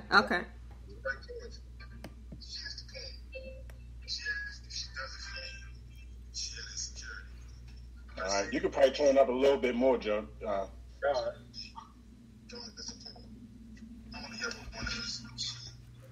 Someday fall in love with poetry. Let's write the poetry. Word for word. Well, I want it too low. I'm gonna just say it. So I'm gonna tell you how it goes. Okay. It goes. Let's write poetry. She is the poem. She asked if she does it for me. She had insecurities. Her savior would later become her G.O.D. Yeah, God is a poet. All he ever wanted was for he, to someday fall in love with poetry. So let's write poetry, word for word, while I wash your hair and oil your body down, while you rinse my soul as you condition my heart. We become involved with more than just private parts, only intimate as our thoughts begin. No whispers, not even a sound. Just your moans under your wet, shallow yearn to be pampered. Well, let's write poetry. Let's write poetry. Walk through the park, holding hands, just understanding that our love languages are now in command. As if we had all the answers. But you know, baby, every woman and man, god or goddess, king or queen, could somehow just get caught between sleep and a dream. So just focus on us and let's write poetry. Let's write poetry. Hold up. Stand in front of me while I caress your booty, truly. Let's write poetry. Just you and me. We could talk, but I'd rather touch. These motherfuckers don't know shit about love. So let's write poetry, baby. Let's write poetry in the honor of us. Call it lust. Trust me, it won't be in vain. Me finger fucking your mind may drive you insane. You see, we got so numb to the pain that it's a shame that not even the horoscope, zodiac, nor the weather could have predicted us three actually writing so good together. You know, you, me, and of course her, poetry. Najee Twa.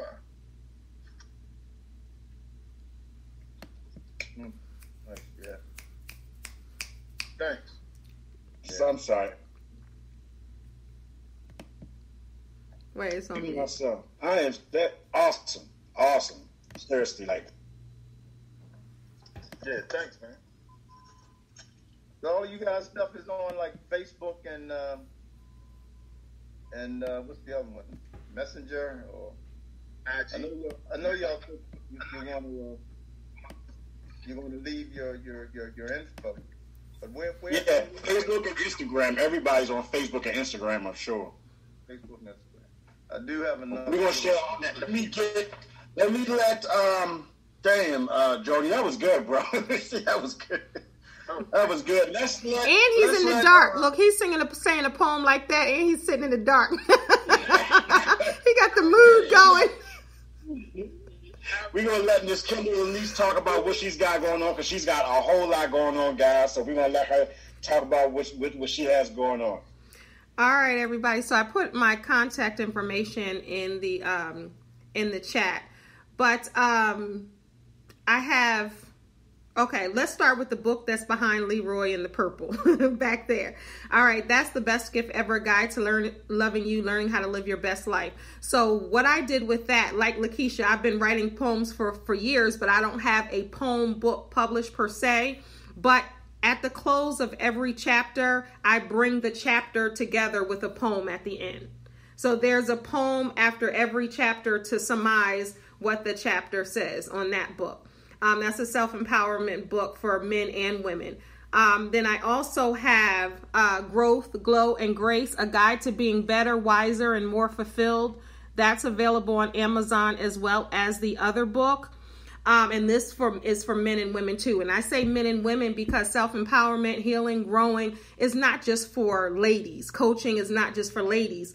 I'm a woman, but I don't write just for women. I speak at women's conferences as well as men's conferences and for children and teens. Now, this is my latest book. Now, this I'm so proud of, like I am everything else. So you see how thick these pages are? It's 180 pages. This is my personal journey of peace, a 30-day guided journal. Now, it's a guided journal, so it's not like you don't have to sit and wonder, hey, what do I write about? So each page, I don't know if you can see. So my goal was, you remember back in school when you had the big workbooks and you could spread them out and sit there and write? That's what this is about. So it'll go, for instance, we'll do with day 1. It's 30 days and I give 4 extra days. So day 1 is practice gratitude. It goes all the way up to like removing toxic people, because the thing is, everybody, if you're a perfect person, this book isn't for you. But if you're a person that's on a journey of continual growth, it's about discovering or rediscovering your peace and reclaiming your peace in this chaotic world we're in. So it's a lot of practical ways to kind of center yourself and regain your peace. So basically, if the world is falling around behind you, you can center yourself. And it starts off with day 1, and I talk about gratitude, and then give the health benefits of what I'm talking about, even down to random acts of kindness. And let's see, but it's a lot to write in here. So it's not just a little pamphlet.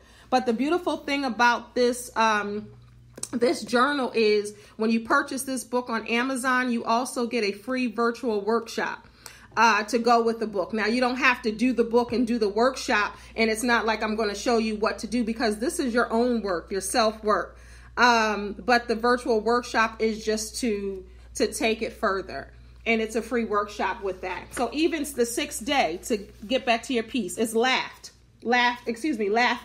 And I give the definition, of course, of laughing. But the health benefits of laughing is it lowers your blood pressure, reduces stress and your hormone levels. It works out your abs. It improves cardiac health. It boosts your T cells, releases physical pain, increases the immune system, enhances the mood, promotes creativity, promotes positive mental health. It strengthens resilience, promotes healthy relationships and bonding, prevents health disease. So then, that's a way that you can center yourself and really your own personal journey of peace. And then simple questions, like some of them are very simple. Some of them are challenging to make you think, because again, it's about growth. It's about healing. It's about finding that. So even something as simple as in the laughing, who is your funniest friend? When I laugh, I feel what? And then it's like the hardest laugh I've ever had was. So even it's something simple like that, down to really committing to good mental health in another chapter, and vowing to make sure you protect your peace. So all of them are about self-empowerment and just really helping you be better, because when you're better, then you can make everyone else better. And this is so important. It's really like the gift that keeps on giving. So those are the 3 books that are out now. I have positive t-shirts. I have my own organic lip balm for under your mask and beyond. So those I'll put that website there too. So positive teas, lip balm, just got a lot going on. I'm grateful, and I go around speaking and available for panels and podcasts and shows. And I'm also a talk show host for Sheen Magazine, Sheen Talk, which is on IG, as well as my own YouTube channel. So everything I do, it falls in line with who I am. I go by Lady Motivator and the Remix Coach, and I've been a life coach and doing this work for 20 plus years. And I'll be 50 in June. Woo! How about give me the name of the book again? Because again, I'm horrible. Oh, that's okay. It's My Personal Journey of Peace, a 30-day guided journal. And all of them are Amazon.com. If you forget, you can just put in my name, Kendéll Lenice, which is in the chat. Because I wrote your name. Okay, right in Amazon. And just Okay. and it's Kendell. Because sometimes someone said, I put your name in and I didn't see it, and they spelled it wrong. So, but thank you so much. I appreciate it. Thank you. When I get on, I'm trying to figure out 50 where.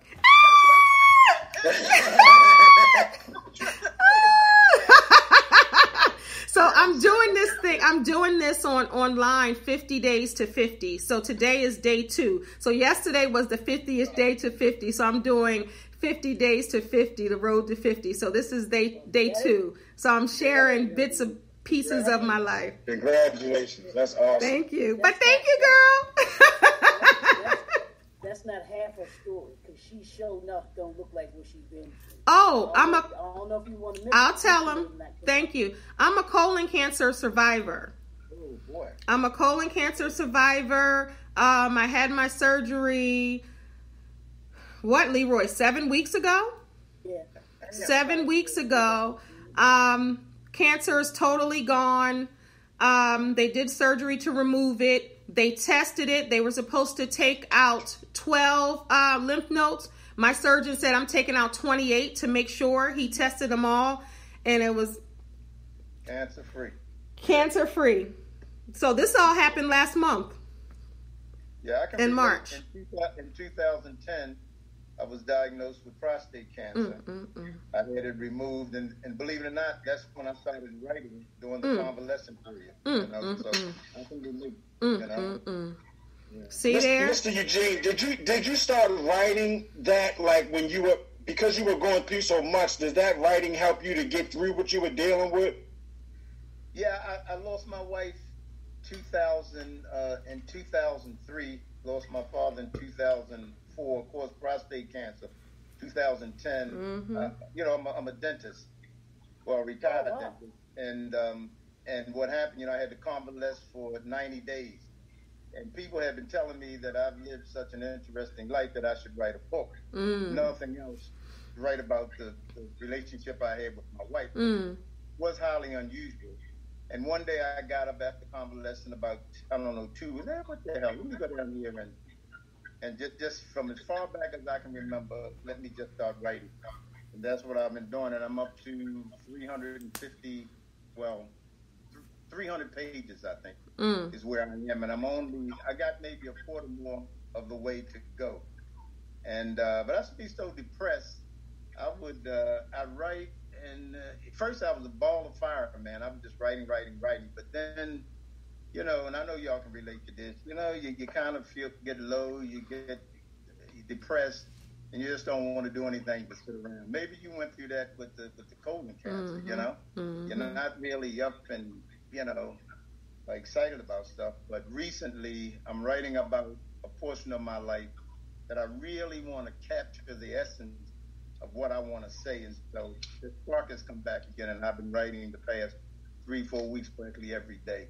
It's beautiful. You never know, and I always say this, you never know what someone else is going through. You just never know, just think about when you're walking. I often do this, like if you're walking in the store, you see a person here, you see a person there. It's truly, you should really be kind to everyone, because you really don't know what they're going through. And this makes me emotional, because I'm the type, I'm always going to be the light. God is in me. I'm going to be a light, right? So people don't even know. And I wasn't even going to say nothing. Leroy knows. Leroy knows when I got the diagnosis, and I wasn't even thinking about it. And Leroy was saying, it's just, you just don't know. You just don't know. And I decided to share my story to really help people. And the Colon Rectal Cancer Alliance reached out to me to do a video, and I shared my personal story. So right here on the YouTube channel, you guys, when you get done, you can, my whole story is there. But just, trying to warn people, and because I was just going for a regular, because I'm turning 50 and they say get a colonoscopy. But they're like, I didn't have any symptoms, nothing. It's a silent killer. So it's important for me to really get the word out there. But just really just be kind to other people. You don't have to be a pushover. You don't have to be that, but just, my thing for this year, since it started, was extend grace to yourself and to other people. Yeah, that's beautiful. I'm not going to say this, and I'm just going to shut my mouth. That really hit home with me, because I went to a dear friend of mine's wake, and I looked at, when I went to the wake, there were so many of my friends that were just in horrible shape. Mm-hmm. And I did a lot of the things that they did. And when I came home, I was just so thankful. God has blessed me that I named the chapter An Interruption to the Story, and I just wrote about what I had witnessed and how blessed I feel God has been to me. And it kind of rings home with what you were saying. There's a thing in there I say where my family, some of my family members think that some of my friends take advantage of me financially, because I do feel that I'm blessed and I should be a blessing to others. But what I tell them is that yes, I have been blessed, and I feel as though I just do what the Spirit commands is what I do. Because again, I do feel like, I guess like Jews out of the concentration camp, like, why me? Why did God, spare me? And that's the way I feel about the life I lived as a teenager, and how I couldn't have been anybody but God, I feel, that kind of, and my wife, that set me on the path that led me to where I am now. So I feel I have no choice, and that's what I'm saying in the chapter. I feel I have no choice. I simply do as the Spirit commands. And if people take advantage, that's on them, is what I tell my family. Yeah. Because yours is coming from a good place. So what they do with what you bless them with has nothing to do with you. Precisely. Yeah, I don't want to screw with my karma, is what I say. Yeah. I do not want to screw with my karma. It took me years to appreciate, and I'll say this and then definitely shut up. It took me years to appreciate the saying, it is better to give than to receive. Because I was young, like, what do you mean? It's better to give. Come on, man, I'd rather receive. But here's the deal. If you're able to give, you're already blessed. You're the blessed one. You're not asking to receive something. You've already been blessed because you're able to give. And it took me a while to appreciate that. But anyway, so much for my expose here. Well, I would love to read your book when it comes out, Mr. Eugene. And I tell you, I don't know if you're familiar with audio books. Yes. But if you did an audio, I'm telling you, if you did an audio book, you would. It's your story, and like we were saying, your voice comes across so smooth with everything that you say. Yeah. If you did an audio book, it would. Yeah, that's been suggested. That has been, and I've done the same thing. It would sell ridiculously. I've got. I mean, it really. Every stage of my life. So we're kind of, she and I kind of right there together. Wow. You know? Absolutely. And I wanted to say to Otis, I just wanted to say, Otis, also, I heard what you were writing about, and thank you for being an ally, and thank you for recognizing, you know, certain things which some people who are not Black tend to ignore, you know. So thank you for, you know, using your gift to write about serious things that are happening, and you being able to not turn a blind eye and really see that. I really respect that. I appreciate it. You know, I am Black. Oh, I didn't know. But you know what? My grandfather looks like you. So I didn't know. I didn't want to assume. My grandfather looks exactly like you, and people think. So I can't really tell, but that's how we are. So I love it even more. I was saying to myself, this is a righteous brother here. I was thinking he was right too. You thought he was right? Down he can be. But you know what? And I'm glad that I brought it up, because seriously, because somebody might be watching and might have thought the same thing. But then I look at you and look at my grandfather. He looks just like you. But then Black people, we can be white as snow and as black as the street. So that's the beauty of us. So then I love you even more now.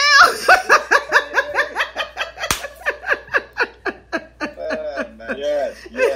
I should have known, because your name was Otis. I should have known.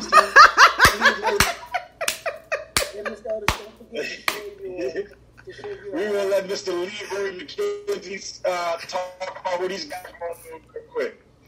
Mr. Otis, don't forget to share your Whenever you're ready, Leroy. Don't forget to share your information, Mr. Otis, in the chat. Yeah, I put it over there in the chat. I'll put it up again. Okay. I'll put it there again. Just real quick, y'all, because I know, I guess if we can, I'm going to say this real quick, and then we'll just have everybody do one more piece, if that's cool with everybody. Okay. We'll go around and have everybody do one more piece, and then we can let everybody go, because we want to respect everybody's time. Yeah. I want to do I'm so glad I met everybody. But Kendéll and John, no, they got a challenge up. So I put mine in the first one.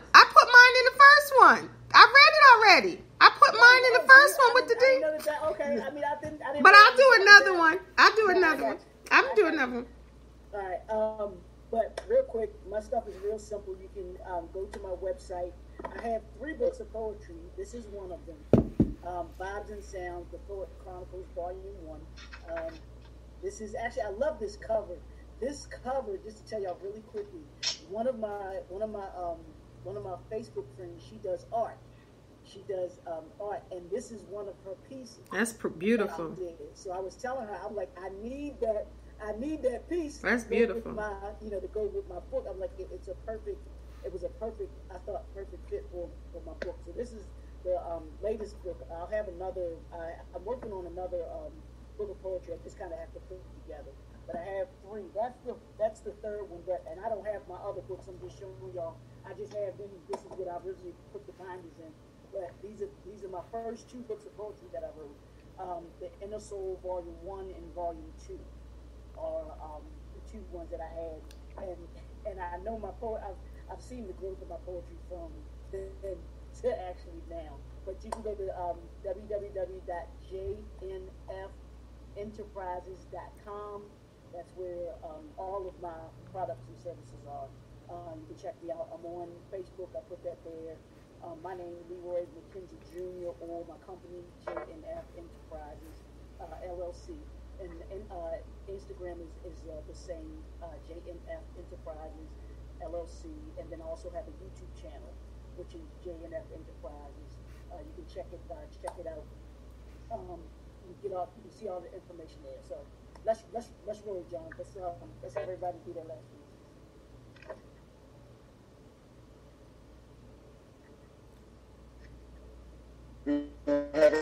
Everybody, do one more poem. So, Leroy's right. Me, him, and Kendéll had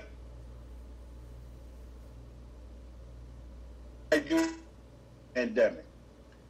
A year in a panic. No, wait. I'm sorry. A year in a pandemic. Even that is systemic. Largely affecting the black and brown. Maybe that's the reason they played it down. 2021, everyone in their bag. Black-owned business is now the new swag. Ain't that some shit? I love it, though. I ain't mad. It's time we build and support our own. Spending it elsewhere is really sad. Lockdowns, curfews, storming buildings. The village of the privilege is on full display. You know, it's nowhere in hell we can act that way and not get shot. Countries on antibiotics from an infection. Going to take more than stimulus relief to keep people safe and off the streets.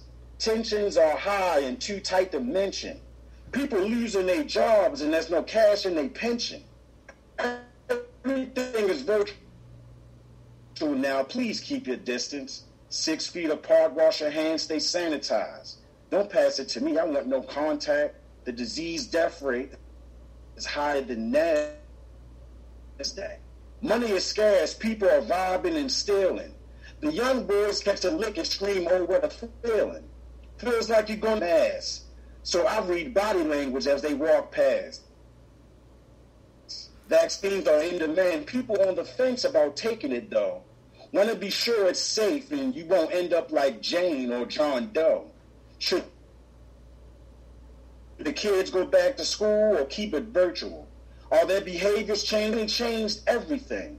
But racism and hatred is not a new thing. It's always been a behavior that's taught. Who would have thought that we would be wearing a mask, concealing your profile? How long will this last? We lost so many people within a year. When you think about it, how can you not shed a tear? In peace. I'm trying to feel like a novice around you guys, man. Come on now, Mr. Eugene. I'm the novice around you, sir. I don't even know. He's sitting over there looking like Richard Roundtree talking about he's novice. Love it. He looks good. Yeah, it looks good. That looks great. All right. So we're gonna go ahead and let Mr. Otis Sproul do one before we get out of here. Everyone's gonna do one before we get. Okay. This one you'll get it. We're gonna go back heavy. Yeah. I'm listening. It's called At the Knock. Yes, sir. All right. After what? At the Knock. Oh. I never heard the steps on the stairs, but I did hear the knock. Not unusual, but not that usual either. Before this time, there was a time I hoped would never end. The time that started when I conceived you. The time of the most precious worldly love I have ever known. And then came the knock. And the police said you were gone. And I asked, where did he go? And they said, he is dead. And I asked, why? And they said they didn't know. And I knew that wasn't true. Goes on. Oh, they may not have known which way the fingers pointed, or they may not have known if there was an open radio channel at any point to hear you, or if the exact tones in your final groans could even be heard. But that is not what I was asking. And that they knew. But they wanted to say they didn't know. So now, I want to become a mightier force than just a wrecked home for moans. Now, when it is about to be written, I want to make sure no slant views will ever cause you to be disremembered. If only this road could have had a stronger bond, in a bolder style, with a more persuasive grasp, to show me which is the way to go for you. But man, what else could we do? He was dark and dangerous. That alone was enough to make us fear for our lives. Damn, yeah. Yeah, that's... Woo! Yeah, Dark and dangerous. Dark and dangerous. That's deep. That's deep, Mr. Otis. Because we all know it's true. Right. And then the darker you are, the more dangerous you are. Right. That's how they look at us. Yes. Woo! That was awesome. All right. Lakeisha Lovedon Atkins is next. Right. So, this next piece is called Wrong Black Woman. I wrote this in light of the recent murder of 16-year-old that was killed a couple weeks ago. All right. You got to be careful in these streets. You're going to mess around and shoot the wrong black woman and your kids won't eat. History tells us it was Big Mama who fed the babies, black and white. It was her with your baby on the left breast and her child on the right. Y'all better be careful in these streets. You're going to mess around and shoot the wrong black woman and your kids won't sleep. It's always been Big Mama bringing the warm milk and cookies. It was her bringing the hot toddies and wiping their snot boogies, rubbing vapor rub and whispering a prayer, their head in her bosom, showing that she cares. Y'all better be smart before pulling the trigger. Every woman is not your average nigga. You know, the one you thought her death wouldn't matter? Because it was your daughter that had all the boys on the block saying that they had her. Because you killed Big Mama. That would have taught her the value of her body. That there was a difference between being a woman and being a thotty. But you moved too quick and you didn't think it through. You shot your most valuable asset. Now what you gonna do? And I know what y'all are thinking. We're worth more than this. You talk as if our worth is valued upon how much other people can get. Of course not. But it's them who's holding the guns. And if it takes me reminding them how much they need us, then damn it, they won. I need them to be careful in these streets. Because I'm damn sure the wrong black woman. My kids gotta eat. Mm. Damn, all right. Woo! Yeah, love you. Oh my God, that is right there. That's spot. I was hoping you was gonna share that poem, man. I really was. Woo. Thank you. I love that. Yeah, I love that too. Yeah. The Oh. wrong black woman. You got the wrong black woman. Mess around and won't nobody eat.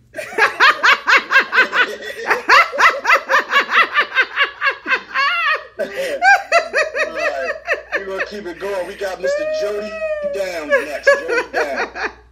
And she said she meant every word of that too. That was good. You know she did. That was good. And she used the right inflections too. She said nobody. Right, that's good. Good, Lakeisha. Yeah, you still there? Oh yeah, here I go. But I was just listening for real. I mean, I'm like amazed at everybody for real. Like it's real heavy. Yeah. Real heavy. Mm-hmm. Yeah, it is. Yeah. But, I got a piece. I think this one. Trying to like long. I'm dropping this microphone. And Lakeisha, while he's waiting, it looked like you found your light, girl. Girl, that's my phone. That's the. Oh, it's coming strong. I was like, let me see if I can use the splash on this phone. And it works great, actually. Thank you. Mm-hmm. All right, well. And Jody is a vibe. It's a vibe. Oh, you can't see me? Is that what you mean? Yeah, you're a vibe in yourself. Oh, okay. All right, yeah. Well, this is called Dear Poets Who Are Hopeless.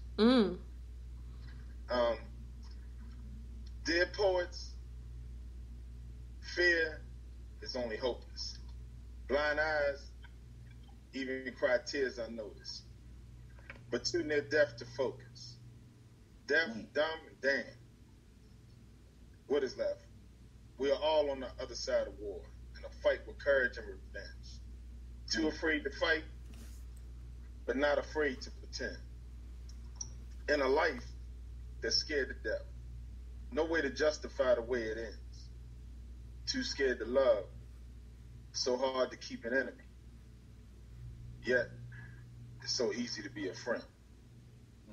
My soul is overgrown, my heart just too big. My spirit's so invisible, I live emotionless here, because the pain might kill if I express the way I feel.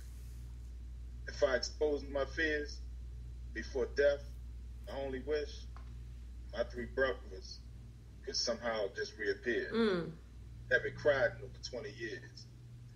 My heart is reincarnated. My heart is reincarnated to tears. I used to be so afraid, so unafraid to die. Fearless somehow, that if I lose, I might win. And if I win, somehow I lose. Loving to this great death, fear, I might not ever love again. But I got news for you, dear poets. Fear hopelessness. Hindsight 2020, my third eye cries, the tears of a million slaves. Living so fearless, but still dying to be brave. My flesh been sold too many damn times to count. My soul just not for sale, no matter the amount. Been told too many goddamn lies. Countless amounts of stories. All I can say about this struggle to get out, no guts, no glory. Paperwork, salad, then the prison, got a degree, accredited street college, scholarship, the hustle, literally. I let you do the knowledge. Even heard rumors, so much crazy stuff going on out when you're in. I can swear on everything. My character would never fold. God is a poet. Let me tell you again. This poet here can rhyme, but truth is, I could never sing. Buried in too many truths. I will take it all to the grave. I will take my coup with me. I could never have been a slave. I would never even say never. But then to think about those pictures, to see their names, I would rather die being brave. They never had to fear, though. They knew I would never kill a soul. I always had God's grace through all the sins. Truth is, they went running when the saints came marching in. All the gangsters I know are forgotten. All we remember is all these false doctrines. Too many versions of the Bible, not enough poets, too many prophets. Not enough virgins, bearing childbirth. Too much magic, not enough miracles.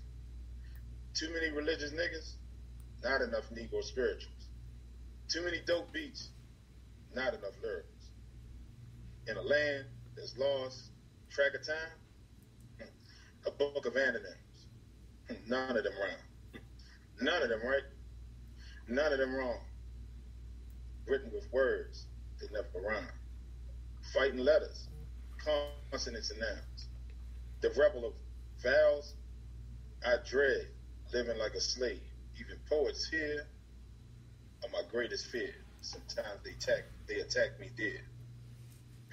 Being a god, but dying in his very own great. Letter from a dead poet. Damn, brother. Whew.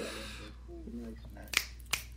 Awesome, bro. That's what. Now you see why I wanted you to bring that light. We got. Come on now. Jeez. You said I got a what? That's why I wanted you to bring that light so we can see where that's coming from. Oh, okay. Good grief. Well, you know, I love that. I love that, man. A letter from a dead poet. I like the title by itself. That was awesome, bro. Yeah. Man, very talented. Y'all bringing it tonight. Mm. Y'all bringing it tonight. Okay, Miss Kendéll and Lenice is next. All right, Kendéll. All right. So I'm stepping into the love zone with Leroy. Leroy was in the love zone. I'm a love it on out in the love zone. All right. So this is a piece called Shine. Does love have to lose its shine at some point, or can it last forever? Can you still have butterflies 5 or 10 years in, or do the butterflies flutter away after 90 days, the probation period? As some people like to say, does love lose its shine when one gets comfortable with one and is secure that the other is here to stay? Do people in relationships depend on the power of just knowing, or do they feel that they have to verbalize the words love and concern? Tell me, can the love keep its brilliant shine throughout the trials and tribulations of life and the days where you've run out of words to utter? How about the days where you can't seem to find the time as you once had? Does the shine have to tarnish as the months fly by, or is love enough to sustain and last? Is there a warning when the love is about to lose its shine, or is there a rust-free brand of love that I can buy or invest in? Because I don't want my brilliant shine to be nothing less than brilliant. Is there a way I can guarantee love stays as is throughout the entire journey, keeping the shine and glory for days, months, years, and decades to come? Does anyone know the secret? Or is a secret the two people in love, both uplifting and enhancing one another and polishing one another's flaws and imperfections away, using words and actions to remind the love of their life that they are the love of their life, and find a way to import more butterflies into the hearts of the ones we love so the brilliant shine can last for eternity, for the world to catch a glare of the love at its finest, shining brightly, always and forever. Damn, I hope that was in the book I'm going to buy. No, I've never, that's the first time anybody has ever heard that, and I wrote that a little bit ago. Y'all like it? Awesome. Yeah. I love it, Kendéll. I really do. That was great. I'll send it to you, though. I'll send it to you because I'd like to get that one. I'll send it to you. Thank you so much. See, I thought Kendéll had just started doing poetry. She tricked me. She told me and she wasn't doing it that long. No, I said I have never. Expert at it. I appreciate. I said I've never recited. I never shared. I've been writing since I was like 8, 9 years old, but I never share it. Like I keep it. I never share it. I never recite it. This was the first time I've ever recited that poem ever to anyone other than to myself. Romantic, so I love it. Okay, I'll send it to you, Mr. Eugene. Yeah, that was good. It really was. That was awesome. Thank you. That was awesome. I don't know, Leroy. She got you on that romance tip tonight. I don't know. All right, if you all will, you'll give me a little grace. I know we said one poem, but mine are they're very short. So if y'all allow me to do two to finish out. Absolutely. And I'll finish out. All right. And the second one I'll do is the one that we talked about last night. It's called sliding the DM. That was the second one. But this one that I'm gonna do is called The Beautiful Sex Organ. So say it again. Say it again. The what? The Beautiful Sex Organ. Organ. That's the title of the poem. Yes. O-R-G-A-N. I know what you're thinking, and I was too. But I'll change your mind by the time I get through. You see, it's the most intimate part of you that turns me on. It's where I want to satisfy you the most. I want to take it places it's never been gone before, where when we are finished, we both will be asking for more. I will make you smile, or it will make you smile, it will make you laugh, and hopefully it will make you feel good inside and out. This thing will drive you insane if you allow it to consume you. It can even be used as a weapon when properly talked to. Men possess it, and women do too, but it's all in how you use it and make it do what it do. It can be untamed. Ruthless and quite abrupt sometimes, but that's for those who don't care and even don't mind. It can be gentle or even caring when it wants to be, and it can turn on you and bring you to your knees. It can be complicated, even hard to understand when it's out of control, but when it's right, it can break the mold. When it's brand new, it is cute and promising. When it grows up, it can be all encompassing. You can be known for it if you're in the right field. And many have said those who have it may even have sex appeal. You can mesmerize with it, even be charming too, but many still have not mastered all that it can do.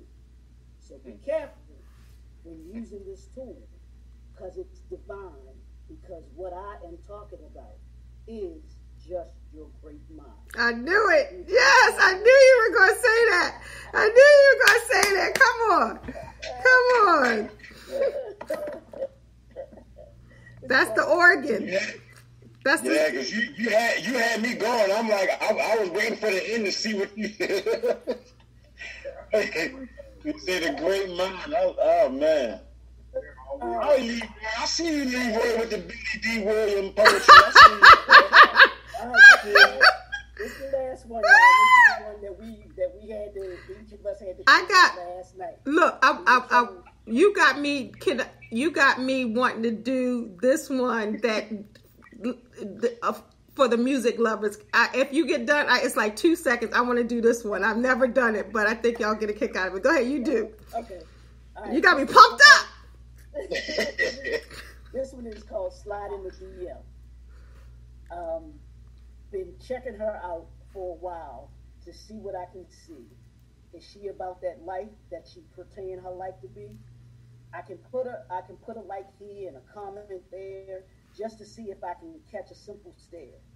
Will she notice the subtle hint that I'm giving, or will she just keep it moving and it's me she'll be forgetting? Been checking him out for some time now, hoping he'll catch the vibe that I'm trying to be given. Can he catch the hint that I'm throwing, or will I have to be a little more drastic in how I approach it? The fun and games are all it seems to be to those who play this game that social media just be. We liking, commenting, and maybe a serious thought here and there, but when they really ready to be queen and slim, they will risk it all and slide in the DM. Okay.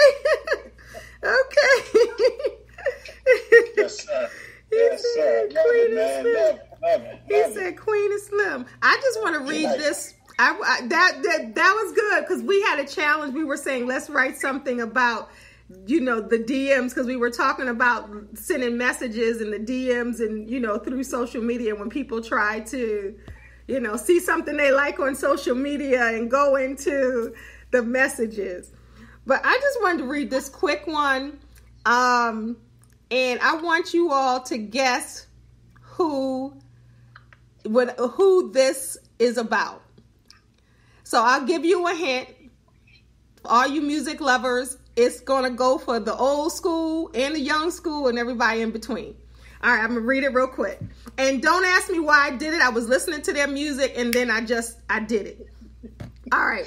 And this was a while ago. Listen. Forever mine, emotionally yours, is who we are to one another. You're my darling, darling baby, and I never want you to say, used to be my girl. I want you to keep on loving me, even if we have to cry together, then that's what we'll do, because your body's here with me. You have a serious hold on me. So please don't let me down. I want you to always sing a happy song with you. And I need you to always choose to work on me when times get rough. Loving you is all I want to ever know. So let me touch you as only I can. Although my name is not Brandy, I am the woman who wants to be down for you, no matter what the case.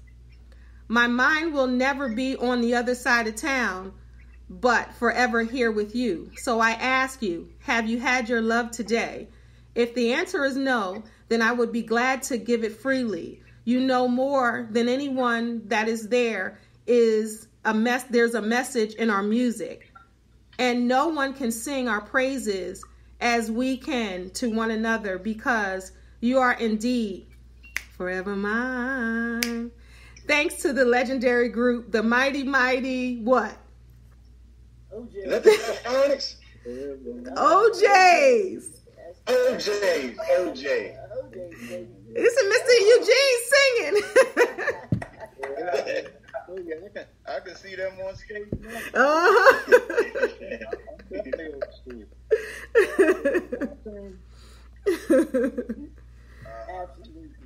Wow, guys.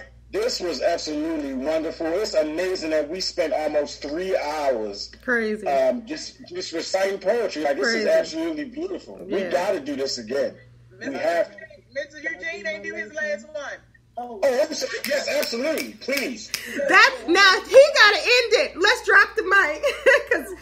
from Mr. Otis to Lakeisha to John to Jody to Leroy to Mr. Eugene. I just want to thank y'all. Me and Leroy were just talking about this. We didn't even know when we were going to do it, how we were going to do it. We just said we needed to do it. So everybody on here were the people who were supposed to be on here. Yeah. And I love it. I love it. Thank you. This was absolutely wonderful. This was perfect.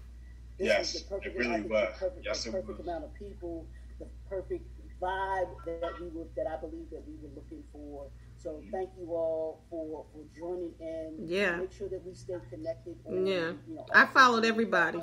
That we're following everybody, that we're staying connected and everything like that. And if there's any events that you all got going on, let us know so that we can support you. All of those things, and even with your books, or books and your products, please just let us know that what you got going on, or that that your books are out there, and even if the ones that you already have out there and everything too. So I just thank everybody. Yeah. This has just been this has fed my soul for a Friday. Yeah. Yeah, but you know what's amazing though, and I'm gonna stop and let Mr. Eugene take us out. But everybody, it was very diverse. We had social justice, we had love, we had history with Mr. Otis talking about slavery, we had love and paying homage to Mr. Eugene's wife, to being a black man, to Lakeisha talking about what's going on, what's happening now, and for John to share about his past, and for everybody to see how soft Leroy is, and soft in a good way, about love and just feeling that. And even, Jody just talking about just the black man, like everything. It was perfect. It was perfect. And the humor and all that. And by the way, Leroy, you're supposed to, according to this friend of mine who told me about it, you're supposed to sign my books, the books that I'm buying. Okay. Absolutely. They will be signed. They will be signed, autographed to you personally. Yes, sir. Okay. All right. This is entitled. The poem is entitled "The Wise Man." Wow. My life was a mess. I was lonely and sad. But then I met a wise man, and this is what he said. It isn't odd or peculiar how the things that bring us joy can sometimes make us sad. I was confused and perplexed. So I asked him once again, how can things that make us frown sometimes make us grin? He looked at me, he paused, and then began to sigh. He said some things that make us laugh can also make us cry. He was an enigma, a puzzle, talking in riddles. I began to walk away. But I thought about the things he said and then decided to stay. I didn't question him again. I suddenly realized he was a wise man and his wisdom was my prize. So I kept my mouth shut. I began to listen instead. It seemed he read my mind, reached into my soul. And this is what he said. Of course, we cannot foresee the thing. If we could, we wouldn't ask why. We can either accept the thing or run away and hide. But do not run, be afraid, or find a place to hide. There is no in-between with life. It's either wet or dry. We must accept the things in life for which we cannot change. We can change ourselves and thus our fate. The bell you can't unring. It is what makes life so wonderful, yet so painful when it stings. It's the thing that makes us weep. It's the thing that makes us sing. Things happen for a reason. Quite often we don't know why. Sometimes the thing pushes us down. Sometimes it lifts us high. So, I want you to learn to listen. Knowledge will follow, and wisdom combines the two. Know that there are no mistakes in life. All decisions, whether good or bad, are totally up to you. Life is a journey, a road, if you will. At the end, a fork and a gate. The path you choose, whether rough or smooth, will ultimately determine your fate. So, be thankful for what you have. Love your family. Be charitable to your friends. Be humble in all you say and do. Understand that the universe in its due time will return the same to you. When storm clouds arise, just embrace them. Open wide your eyes. There is that rainbow that you seek, lurking just inside. I'm sure you have been in dark places. You have, and so have I. Always look to the light, my friend. It's better to laugh than cry. His words changed my life forever. I pleaded with him to stay, but when I turned to ask his name, the wise man had stolen away. Wow. That just touched me right there, Mr. Eugene, because I have a poem called The Wise Man, and it's about my father. And wow, man, this is that tone. Your tone and your inflections and your emphasis on certain words. It carries you through the journey where you can paint, like we were talking about Lakeisha, how we can see what was happening in that piece that she did. That's what it's like. But everybody, I'm noticing everybody, has that ability to kind of bring you into what they're talking about. You know what I mean? To take you back to history with Mr. Otis and you, Lakeisha, like everybody, it's just crazy. When Leroy was in the car talking about it, you pictured it. You get what I'm saying? When John went through what he was going through with his health, like it's just wow. And then, to end with you, Mr. Eugene, and it's just, like, I'm telling you, just remind me of one of those folk storytellers that the kids are like clamoring at you, like, please, I want to hear more. People mention that to me. They say that I write very visually. Get there. Yeah. Mm-hmm. And the way I write is, this is the way I explain it, and this is the way it is, just in terms of me writing my memoir. Everything in life is really like a play. And what I do is as I'm writing, I see the action in my head, and all I do is put dialogue to what has happened in my life. So it makes it kind of easy. And of course, when you're reading, the characters are different. For instance, in The Wise Man is talking to me. I have a different voice, obviously, than the Wise Man. I'm not going to talk the same way the Wise Man. So I just interject the and what have you that a wise person would be imparting to me. So all of the writing is really a story, and if there's different characters, none of them are going to talk the same. Right. So that's the way I explain my writing. It honestly, Mr. Eugene, it gets off like you are talking to you, like you're telling yourself a story, and we're just eavesdropping. That's what.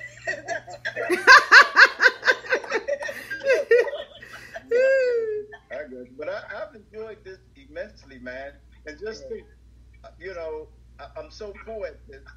I was on for about 10 minutes, and on the screen it said, "We'll let you in a minute." And I'm waiting and waiting and waiting, and I'm thinking, "Shoot, man, let me just turn this thing on because something's going on." And finally, I hit something that asked me what, and then it put me, you know, it showed me you guys. And then of course they had the TV blasting.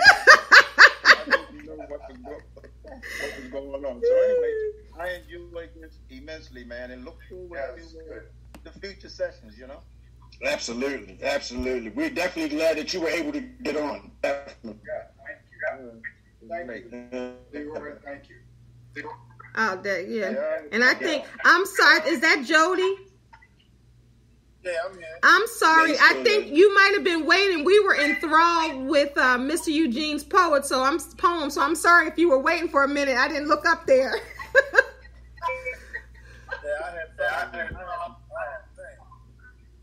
I'm sorry. You were there for a while. I'm sorry about that. But real quick, Kendéll, what folks can do, this is actually live on Kendéll's YouTube channel. So what we like everybody to do, you can actually watch it again, but you can go there, subscribe to her channel, first of all, but then also you can share it out to your Facebook pages if you haven't already. Share it to your Facebook pages, share it out to your friends, because I think this is what I love about us. It is. I thank you. I don't take people's time like this. You all could have been anywhere else on a Friday night doing what you usually do, but you all chose to come and share a part of you tonight. And sharing poetry is an extension of who we are for those of us that are poets.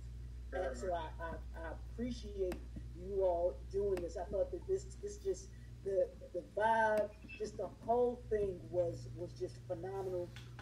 Everybody's pieces were just touching. They were, like Kendéll said, you could just see what everybody was talking about. Everybody had their own way of presenting, which I thought was just lovely as well. Mr. Eugene, if you're not an audiobook narrator, you need somebody's. That's your second career. You retired from a dentist. Now you can be an orator.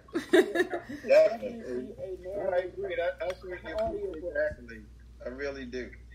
And Jody, you got to go back and listen to Mr. Eugene's last piece. So, because I don't know how long you were waiting in the waiting room, because I was all in it. I didn't even look over there, so I'm sorry.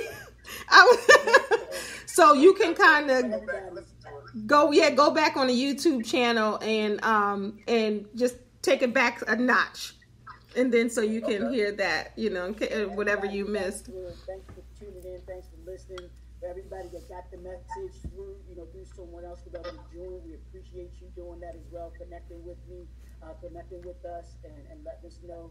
And if if everybody is down for doing it again, we'll set up another time and we can do this again. Because like I told you, I don't know if anybody else on here had seen any virtual open mic events for poets. So I was just like, yeah, I don't recall seeing anything. I said, let's do it, and I do have Spitfire Poetry Shutdown. That's an open mic platform, and I will have every last one of y'all on there at some point. I have to. He comes in with the storm. He comes in loud and like, woo. I'm passionate. I'm sorry. No. I'm talking about, because Leroy's volume we can't hardly hear, but yours is all the way live. But look, I really appreciate you guys for having me on. This has been a blessing, man. It really has. This is an eye-opening blessing. It's giving me more ideas, more inspiration. Like, I love it. I appreciate every last one of you guys. Thank you so much. Thank you. Yeah, for sure. And Jody, we need to see the light, hon. We need to see the light before you leave. We need to make sure it's still you. Okay. We need to make sure. We need to make sure it's still you. Jody, one of them Lip Jones poems. He do it in the dark with the smoke and all that. You know, I keep thinking of Baby Boy when I say Jody, my Jody. He's just a baby boy. That's all from the movie. I get that. Yeah, but if you if you're on IG, I'm also the real JoJo Dancer, the poet. Yes, that's where I where you connected with me, I believe, wasn't it, Jody? Right. Yeah, absolutely. Yeah, but I followed everyone. Yeah, the real. And that's on Instagram. You said Jody, right? Right. Okay. I'll probably have to get I follow everybody. Right. Yeah, I'm following you already. John. Oh, I see you right here. If you can send me, if you can tag me or send me the names, because unfortunately, y'all know I'm using my light on my phone, so I can't get nothing. So if you can send it to me, I appreciate it. At any point in time. I got you, fam. I sent it tonight, definitely. All right, thank you. But that phone is working for you. It brought you into the light. Yeah, that light is definitely nice and bright. You definitely shining. I done learned something new. You shouldn't have showed me that. I'm ready now. Yeah. That must be an Android that you got. Absolutely. Oh, whatever, Leroy. Android. They got the best pictures. You guys need to write some comedy scripts. He just gave me an idea to write a comedy script in poetry. Right. We write a comedy script in poetry. I think Mr. Otis can read. Mr. Otis wanted to say something. Did you want to say something? No, it's great. Yeah, enjoyed it. Good way to spend the Friday night. Absolutely. Absolutely. Seriously. Yeah. So if we're all good, everybody enjoy the rest of your night. Enjoy the rest of your weekend. Have a great weekend. And once again, we appreciate y'all for stepping to the mic in this National Poetry Month open mic explosion, y'all. And I think we had just that tonight. And it's on the podcast still too, so I don't know how the audio quality is, but this is the longest podcast I've done, 3 hours. so I don't know how the audio. We have to go back and listen, but it's on YouTube. Absolutely. Okay. All right, everybody. Bye. It was nice meeting everybody. Bye bye. Good night, everybody. Okay.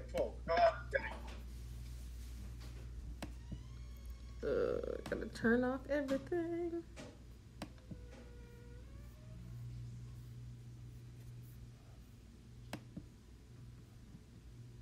Good night.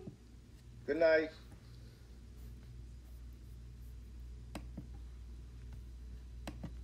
Whew.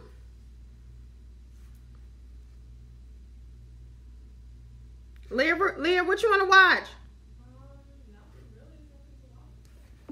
You don't want to watch what's name no more. Oh, sorry. You don't want to watch Bell Collective, I remember.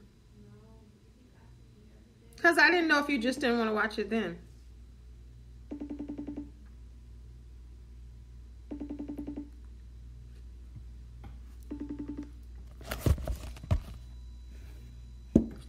Oh, we're still recording.